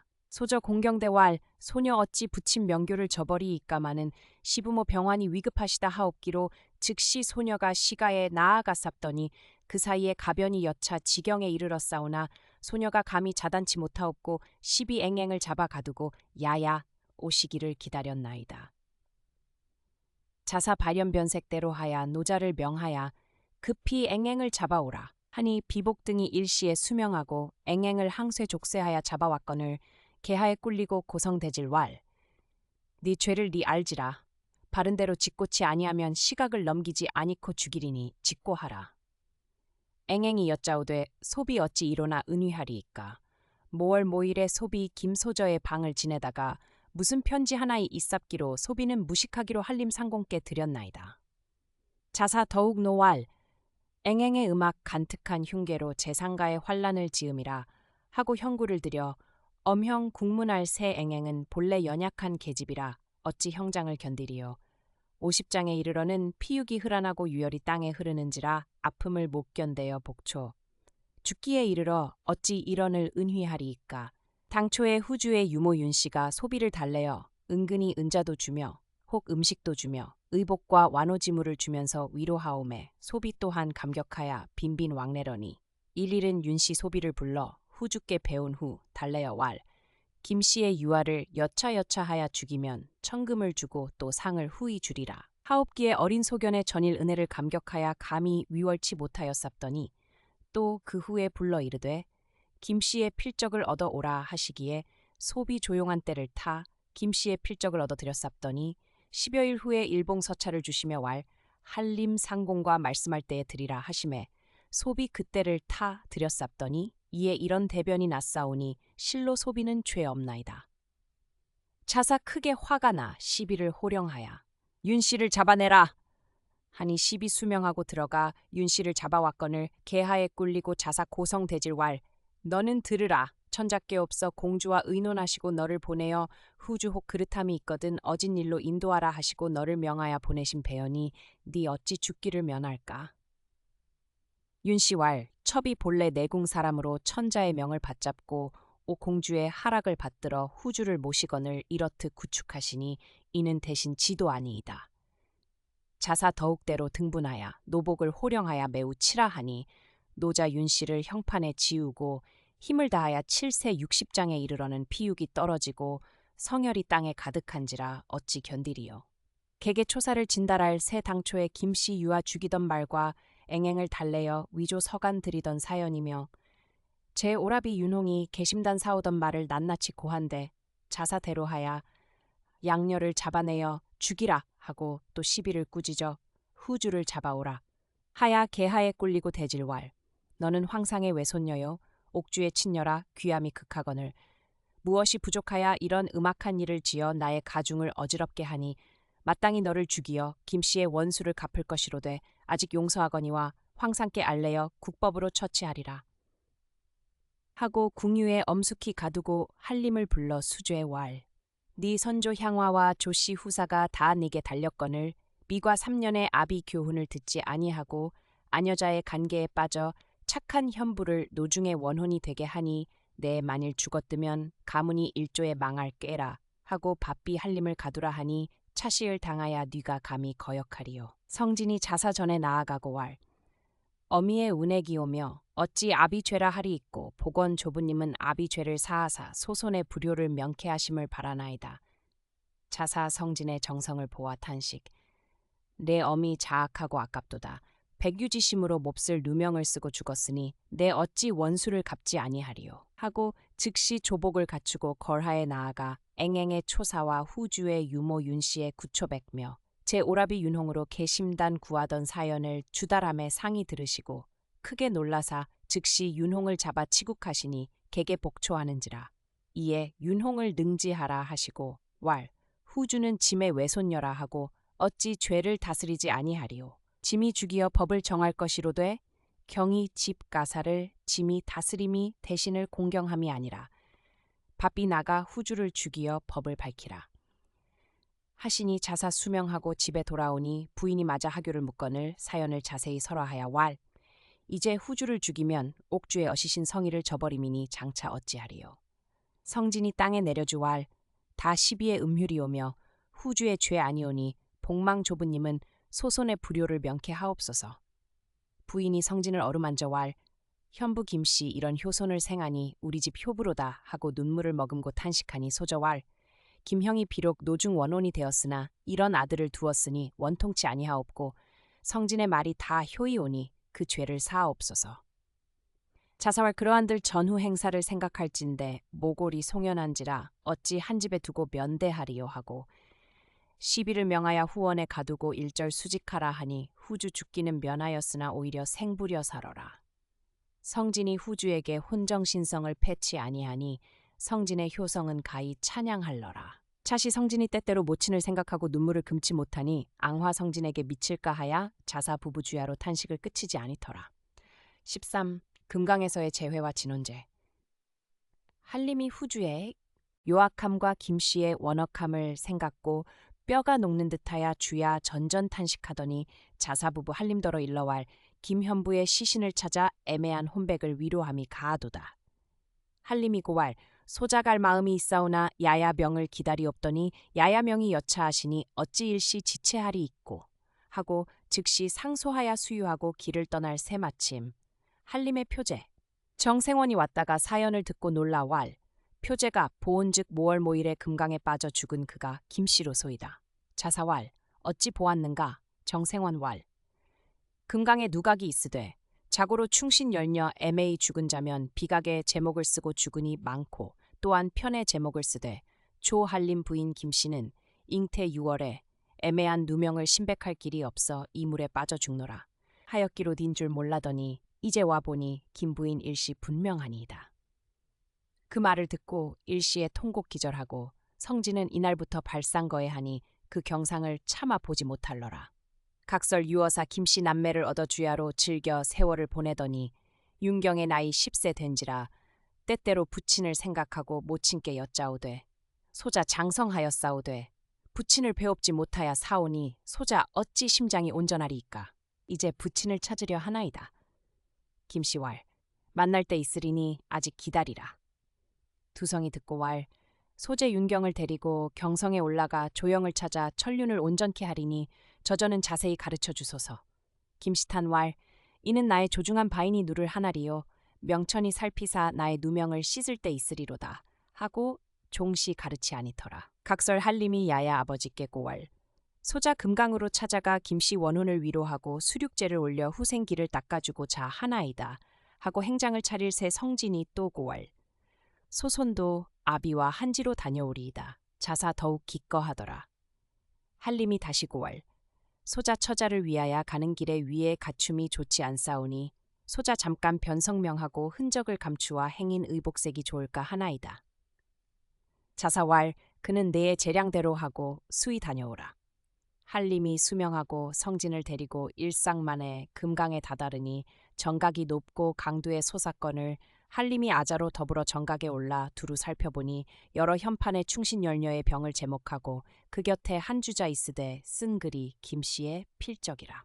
부자가 이를 보고 혼절하다가 이윽고 정신을 수습하여 탄성유체왈 부인이 이렇듯 원사함이 다 나의 불행한 죄상이니 누를 원하리요 하고 애통하니 성진은 모친 필적을 안고 모친을 부르며 왈 성진이 왔으니 모친 혼령이 계시거든 소자의 정성을 살피소서 하며 기절하여 굴어지니 한림이 눈물을 뿌려 아자를 붙들어 구호하며 정신을 진정하고 애통하기를 마지아니타가 할 일 없어 부자 수리를 내려가니 한 암자 입건을 들어가니 현판에 허 청년 암이라 하였거늘 사문에 이르니 재승이 맞아 합장 배래 상공이 무슨 일로 오시나니이까. 한림이 이르되 다름 아니라 금강에 빠져 죽은 사람의 수제를 올려 고혼을 위로코자 왔노라. 연이나 제 소입이 얼마나 하리요. 승이 고왈 백미 백석과 비단 백여 피를 가져야 하리이다. 한림이 수일 내로 제전을 준비하여 금강에 나아가 망혼을 위로할 새 한림이 김씨 원사함을 생각하며 눈물 흘리며 강을 바라보며 통곡하고 성지는 소자 나이 10세라 어찌 인륜에 손상치 아니하리이까. 복막 모치는 부친 계신 곳을 가르치소서. 김씨탄왈 이 또한 천륜이 매막지 못할지라 너는 금강 근처에 청년암이 있으니 불전에 공양하고 오면 내 이르리라. 김생왈 지라와 한 가지로 다녀오리다 하고 김성이 윤경을 데리고 청년암으로 오니 저승이 맞아 오늘 무슨 공양하시려 이르시니이까. 김생이 대왈 우리는 고단한 사람이라 불전에 공양하려 왔노라. 기승왈 3일 재개하고 발언하소서.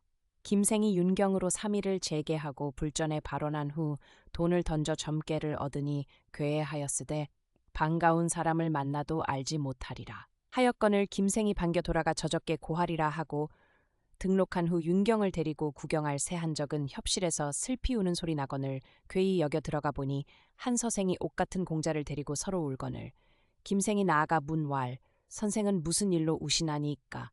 한림이 답왈 나는 황성 사는 김완 가명이언니와 그대는 어디서 살며 성은 뉘시오? 김생왈 소생은 백화촌에서 사는 김두성이었거니와 선생은 무슨 일로 우시나이까. 한림말 나의 처자 금강에 익수 참사하였기로 수륙제를 올려 그 망혼을 제도코자 하여 우노라 하고 서로 문답하더니 윤경이 성진을 보매 천연한 모친과 흡사하고 또 성진이 윤경을 보매 화려한 기상이 부친과 어김이 없는지라 피차 애련지심이 유출하여 서로 떠날 마음이 없더라. 윤경이 마침 여측하러 밖으로 나가거늘 성진이 뒤를 따라가 윤경을 잡고 문왈 그대 나이 몇이나 되었느뇨? 윤경왈 내 나인 10세여니와 그대 나인 얼마나 됐뇨? 성진왈 내 나인 13세라 우리 처음 만나시니 결의 형제함이 어떠하여? 윤경이 대왈 소재 또한 부모의 독신이라 형의 말이 감격하거니와 피차 수천 리을 격하야 마음과 같이 결의하여 일생을 한 가지로 하리요. 성진왈 황성이 뭐다 하나 오래지 않냐 과거를 보이리니 어찌 원근을 혐의하리요 하고 피차 성명을 통할 성진 왈 그대 성명이 무엇이요? 윤경왈 소재는 존경이여니와 형은 성명이 무엇이요? 성진왈 나는 김성진이로다. 만일 황성에 올라오거든 조한림으로 찾아오라. 하니 은경이 답 왈 형의 성이 김씨라 하며 어찌 조한림 집에 와 찾으라 하나요? 성진왈 나의 집이 그 근처라 찾아오면 알리라 하며 서로 은정을 주며 이별함을 연연하더라. 김생이 윤경을 데리고 집에 돌아와 어사 부부께 배운 후 김씨왈 현재야 무슨 일로 여러 날이 되었나요? 김생이 대왈 소재 3일 재개하고 불전에 발언한 후 점괘를 얻으니 여차하기로 자세히 알 길이 없어 베껴왔나이다 하고 등서를 드리니 김씨 받아보고 왈 괴이한 일이로다. 그 절에 어떤 사람이 왔더요? 생이 대왈 황성 사는 김생이란 자 그 처자 금강에 익수 원사하였기로 그 고혼을 위로키 위하여 수륙제를 올리려 왔다 하더이다. 김씨탄왈 가장 괴이토다. 점괘는 이러하되 김생이 왔노라 하니 점사 허탄하도다. 윤경이 고왈 소자 김생의 아자로 결의 형제하여 이루 경성에 올라오거늘 찾으라 하더이다. 하고 그 성명과 사연을 고하니 김씨 천연유채왈 조한림은 너의 부친이요 성진은 너의 형의 이름이라. 김씨라 하는 사람은 누구인고 하고 눈물 여류하여 옵깃을 적시니 윤경이 다시고 왈 소자 김생을 찾아보면 부친을 배우리니 지금 가려 하나이다. 김생왈 윤경으로 조영을 보고 오리이다. 윤경은 어린아이로 어찌 홀로 보내리요. 김씨탄왈 나의 무죄함을 깨닫지 못할진대 너는 나의 동생이라 수천리 원정에 허행하면 무료할지라. 윤경은 저의 부친이라 설마 어찌 하랴 하고 백옥 지환을 내어 윤경을 주어 왈 이 지환은 너의 부친이 봉패하였던 것이니 이를 보면 네 부친의 자식인 줄 알고 만일 보지 못하면 너를 보아 용납지 아리라. 언필에 눈물 여우하니 윤경이 모친을 위로하며 어사 부부께 하직하고 외숙으로 더불어 발행할 새 일삭만에 경성을 득달하여 조한림 집을 찾아가니 주란 화각이 굉장하고 문정이 광활하야 노복 등이 분분 왕래하니 진짓 재상가라. 백옥지환의 확인과 감격의 상봉. 김생이 문왈 이댁이 조한림 댁이냐. 문조리 대왈 그러하오나 어디서 와 계신 명함을 드리기 전은 배울 수 없노라. 하니 김생과 윤경이 다시 묻지 아니하고 주저하더니 문득 일위 재상이 자금도복의 수레 위에 앉아 나아올 새 무수한 하졸이 전차 후옹하여 벽제 소리 진동하는지라. 윤경이 나아가 보니 전일 청년암에서 보던 서생이라 바삐 땅에 엎드려 왈 소자 감히 묻잡나니 존대인이 전일 청년암에 왕림하셨더니까? 한림이 보니 과연 그곳에서 보던 소동이라 반겨 문왈 연하거니와 네 어찌 이곳에 이르렀나요? 윤경이 대왈 영 존공과 같이 왔던 김성진을 찾아보러 왔나이다. 한림왈 내 소아해로 신을 저버리지 않고 원로에 찾아왔으니 기특하도다. 인하야 노복으로 성진을 부르니 명을 이어 오건을 한림이 윤경을 가리켜 왈 내 저 소동을 아느냐. 성진이 보니 전일 결의 형제하던 윤경이라 급히 서로 손을 잡고 친우를 문안한 후 부친 깨고 왈 소자 차아로 더불어 부중으로 들어가나이다. 한림이 또한 기껏 김씨과 한 가지로 들어가 좌정후 윤경이 한림에 고왈 향일 청년함에서 존공이 김씨라 하시더니 어찐 일이니까? 한림왈 이곳 조 한림이로라. 그때의 망처을 위하여 가는 길에 위의를 차리면 패가 되기로 외가성을 따라 하였노라. 윤경이 청파의 모골이 송연하여 눈물을 머금고 지환을 내어드린대. 한림왈 지환이 어디서 났나요? 윤경이 대왈 소자의 모친은 생원 김모의 친녀 없고 정생원의 생질녀 없더니 모친 남매 조실 부모하고 외숙 정생원의 집에 의지하였더니 소자의 부친이 차물로 봉패하였다 하시더이다. 한림이 말을 듣고 목이 메어 윤경을 안고 대성통곡 왈 김씨 금강의 고온이 된 줄 알았더니 끊어졌던 천륜이 다시 이을 줄 어찌 뜻하였으리요. 하고 성진이 또한 사연을 듣고 천만 뜻밖의 동생을 만나 주야 사모하던 소식을 듣고 반가운데 모직이어 누수 여우하여 울고 윤경은 주야 부친을 생각하다가 이제 만남의 일변 슬퍼 삼부자 서로 안고 통곡하니 곡성이 진동하는지라. 눈물을 거두고 한림이 윤경더러 왈 저 김생은 느뇨 대왈 외숙이로소이다.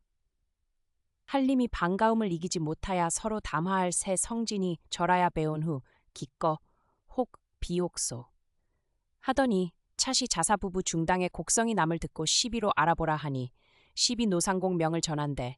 한림이 윤경을 데리고 들어가 윤경의 사연을 고한대. 자사부부 일희일비하여 윤경의 손을 잡고 애연한 눈물이 자리에 괴이더라.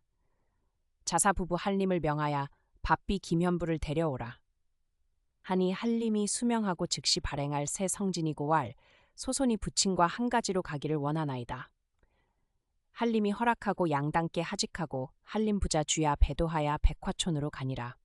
차설 김씨 윤경과 두 성을 보내고 주야 살임하더니 일일은 문득 문정이 요란하더니 어사댁에 오신다 하거늘 어사의 의관을 정제하고 마자 예필의 문 왈 그대 뉘신지 무슨 일로 누사에 왕림하시오? 한림이 대왈 소생은 조자사의 아자 해성이 없더니 가운이 불행하여 무죄한 처자를 내쳐 금강에 익수 참사한 줄로 알았sap더니 복중 혈육이 아비를 찾아왔sap기로 사연을 물은즉 여차차차 대답하오니 이제 잃었던 처자를 다시 만나 문도시 대인의 하에 지으니로소이다. 어사 청파의 대이왈 그대가 조 한림인가? 한림이 대왈 그러하니이다. 어사왈 노신이 죄중하여 쓰라 적막하더니 우연히 소아의 남매를 얻어 생전을 저에게 의탁함이 과망컨을 어찌 은혜라 하리오. 하고 또 문왈 그대 조부가 처사 김철이 아니신가? 한림이 대왈 연하여이다. 어사 가로되 처사 김철은 노신의 처부라. 그대 모친과 노신의 처로 형제니 어찌 반갑지 아니하리요. 하고 한림을 데리고 내당에 들어가 김 부인과 숙질내로 뵈니 부인이 반겨 가로되 우리 형제 떠난 지 우금 40여 년이라 소식을 몰라주야 슬퍼하더니 이렇도록 장성한 자식을 두어 영기함을 몰라도다 하며 손을 잡아 반기며 또한 경계왈 네 비록 나를 처음 보나 숙질간 무슨 말을 못하리요. 자고로 군자는 충성으로 사군하며 이내로 백성을 다스려 입신양명하야 명수죽백함이 장부지사요 효양부모하야 문호를 빛내고 가사를 선치하되 아녀자의 말은 신청치 말며 인의로 교훈함이 가히 장부의 도리에 옳거늘 요사한 참언을 신납하며 무죄한 조강지처의 불치기 의심을 두어 이에 내쳐 무중고온이 되게 하니 어찌 장부의 행사가 여차하랴. 한림이 청파의 복지사죄 왈 소질이 불초아와 무죄한 처자를 박대하여 불인지사를 행하였사오니 만사유경이로소이다. 성진이 하당 복지주 왈 소손이 불미나와 이제 배우니 죄사무석이로소이다. 부인 왈 이 소아는 누요? 한림이 대왈 소질의 아자로소이다. 어사 부부 성진을 붙들어 올려 손을 잡고 봄에 옥골 선풍이 김씨와 흡사한지라 사랑하여 가로되 너의 모친이 후원 초당에 있으니 너의 아비와 한 가지로 가보라. 한림이 명을 듣고 성진을 데리고 후원 초당에 이르니 춘상이 한림을 보고 내달아 복지 유체하며 한림을 붙들어 김씨 침소에 들어가니 김씨 일어나마자 좌정우 존당 평부를 붙잡고 다만 눈물을 흘리니 성진은 비록 3세에 모친을 이별하였으나 어찌 천륜을 모르리요. 호모니를 부름 일성에 달려들어 통곡 기절하니 김씨 붙들어 구호하며 눈물을 흘리어 서로 반기는 정 이기지 없더라. 이윽고 김씨 탄 왈 내 죽어 너를 못 볼까 하였더니 이곳 대인의 은혜로 수중 고온을 면하고 산 나트로 서로 보니 기억 나의 죄대함이리 하며 눈물 흐름을 깨닫지 못하니 일지화 한 가지 꼬가 추누를 머금은 듯하더라. 한림이 일변 뉘우치고 반겨 김씨를 위로 왈 이는 다 나의 허물이라. 미제 부모 돌아오사 옥석을 분변하시고 윤여씨와 앵앵을 문제 후 처참하시고 또 윤홍을 천자 물죄 처참하시고 후주도 죽이라 하신 하교받자와 즉시 죽여 그대의 원수를 갚아 원혼을 위로하리라 하시더니 다시 생각하사 후주를 죽이면 천자의 외손녀여 옥주의 어진 덕을 저버리시미니 죽이지 아니하시되 후원심처에 가두와 출입지 못하고 그대의 무죄한 누명을 신설하였나이다. 대단원 귀경과 가문의 번영 김씨 듣고 탄식왈 첩은 박명 인생이라 다시 성문의 존당을 배울 낯이 없으며 또 어찌 선조 향화를 받들 리 있고 후주 비록 작은 허물이 있으나 어찌 국은을 저버리리요. 바라건대 후주의 죄를 사하시고 다시 활락하여 지내옵소서. 첩은 이곳에서 연연을 마치려 하나이다. 한림이 듣고 모골이 송연하여 가로되 연즉 부인이 삼종지혜를 끊고자 하나이까. 김씨미 급답에 성진이 부복고왈 복원태태는 관심하소서 소자비로 어리나 태태의 일신이 야약게 달렸사오며 야야 또한 허물이 있사오나 이제 개과천선하 사태태를 위하야수 천리원정의 수고를 아끼지 아니하시고 수차행력을 허비하시 매태태 순종함이 응당 올삽건을이 제 전사를 개념하시니 이는 도리어 남의 웃음을 취하시는 일이오니 복망태태는 야야에 바라시는 뜻을 저버리지 말으소서. 김씨 아자의 말이 법도 있음을 심중에 그윽이 사랑하야 이르되 내 어찌 사체를 모르리오마는 당초에 나를 유무죄간에 내치시고 무단히 도로 들어가면 혹 타인이 알아도 나의 절행을 웃을 것이요 상공이라도 또한 남의 시비 없지 아니리니 첩이 이제 차생의 죄인이라 문호의 대욕이 되리니 다시 시부모께 명을 받아 다시 납해 전환하고 시부모께 현하라고 사당에 배하라여 순종하리이다. 한림이 듣기를 다음에 김씨의 절개 있음을 알고 할 일 없어 허락하야 왈 성진은 여기 머물러 있으라 하고 밖에 나와 어사 부부께 이 사연을 고하고 즉시 길을 떠나 황성 본부에 득달하니 자사 부부문 왈 어찌하야 홀로 왔느뇨. 한림이 김씨의 전후 사연을 낱낱이 고한데 자사 부부 칭찬 왈 김현부는 진짓정렬 부인이로다 하고 칭찬함을 맞이하니 한림이 또한 숙모 만난 사연을 고한데 부인이 경이 왈 형제 서로 이별한 지 40여 년에 존망을 알지 못하더니 이제 소식을 들으니 이 또한 김씨의 덕이라 하더라. 이에 택이라야 혼구를 차리고 총총히 내려갈 새 임상만에 어사 부중에 득달하여 새로이 전한 교배를 이루고 날이 늦은 후 신방에 나아가 두 번째 동방화촉을 물리고 원앙 금침에 나아가니 양정이 흡연하여 여산 약해바 같음함이 첫날 만난 때보다 더욱 10배 쇠락하더라. 이튿날 어사 부부께 현하라온데 부인이 기뻐 화기일실에 가득하더라. 이러그러 10여일이 지남에 한림이 어사 부부께 하직하고 경성 본부로 올라올 새 위의를 차려 김씨를 가마를 태워 모시고 성진은 한림을 모셔 떠나니 어사 부부 일조에 스라 적막함에 어찌 슬프지 아니리요. 김씨의 손을 잡고 연연하다가 참아 놓지 못하여 낭루왈 내 너로 더불어 평생을 한 가지로 할까 하였더니 이제 수천리 원별을 당하니 어찌 다시 보기를 기약하리요 하며 눈물 여우하니 김씨 또한 체읍왈 대인은 덕을 힘입어 끊어졌던 천륜을 다시 만나보니 어찌 은덕을 다 갚사오리까. 이제 올라가 다시 대인 부부를 모실 것이니 참으시고 계시면 양이 존당이 소녀의 시부모와 동기시니 오래지 않냐 배오리니 그 사이 만수무강하옵소서 하고 인하여 하직하니라. 이에 길을 떠나 여러 날 만에 황성 본부에 이르러 예를 갖추어 사당에 헌활하고 시부모께 패백을 드린데 자사 부부 일변 반기며 슬퍼하여 왈 현부의 고생함은 다 나의 치가 잘못한 탓이라 어찌 부끄럽지 아니리요. 소저 연묘음 대왈 이는 소부 죄중하온 일이오니 어찌 양당의 탓일이 있고 인하여 물러나 전에 머물던 침소로 돌아와 성진 형제를 대하여 경계왈 이제 후주 후원에 깊이 있어 소식이 묘연하니 이는 후주의 죄 아니라 유모 윤씨와 시비앵앵의 관계의 소금이니 너희는 효성을 다하여 섬기고 각별 그르지 말라 하고 김씨 친히 후주 거처에 나아가 후주를 보고 위로하며 반김에 후주 어찌 부끄럽지 아니리요.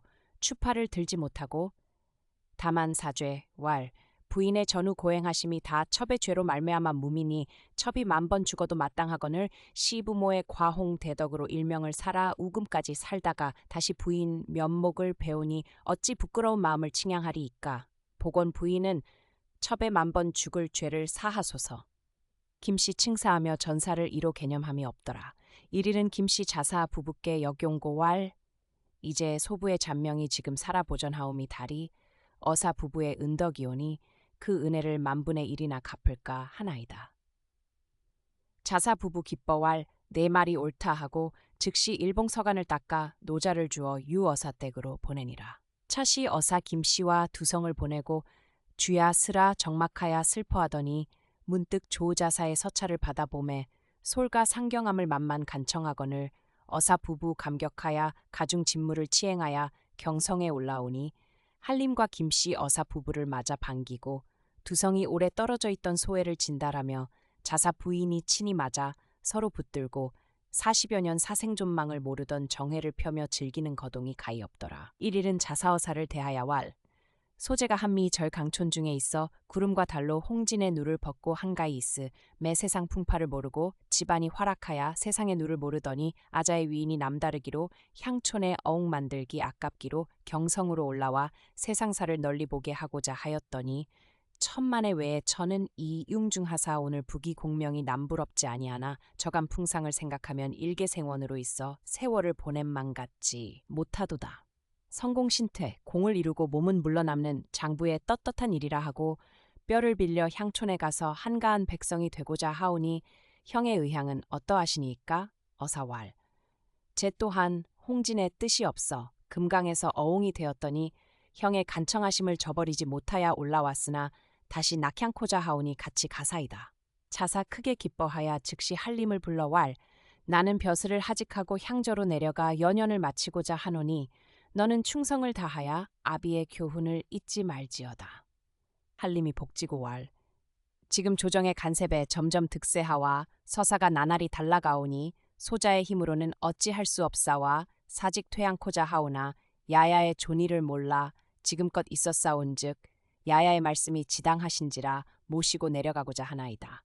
자사 크게 기뻐하여 즉시 사직 상소를 바치고 내려갈 제 한림이 후주는 경성에 두고 가고자 하거늘 김 부인 왈 여자는 삼종지혜가 있나니 후주의 마음이 어떠할지 아시고 두고 가고자 하시나이까 첩이 한번 물어본 후 소원대로 행함이 좋을까 하나이다 하고 후주더러 사연을 말하니 후주 왈 첩이 비록 궁중에 생장하였사오나 지금은 조씨 집사람이라 어찌 삼종지혜를 모르리이까.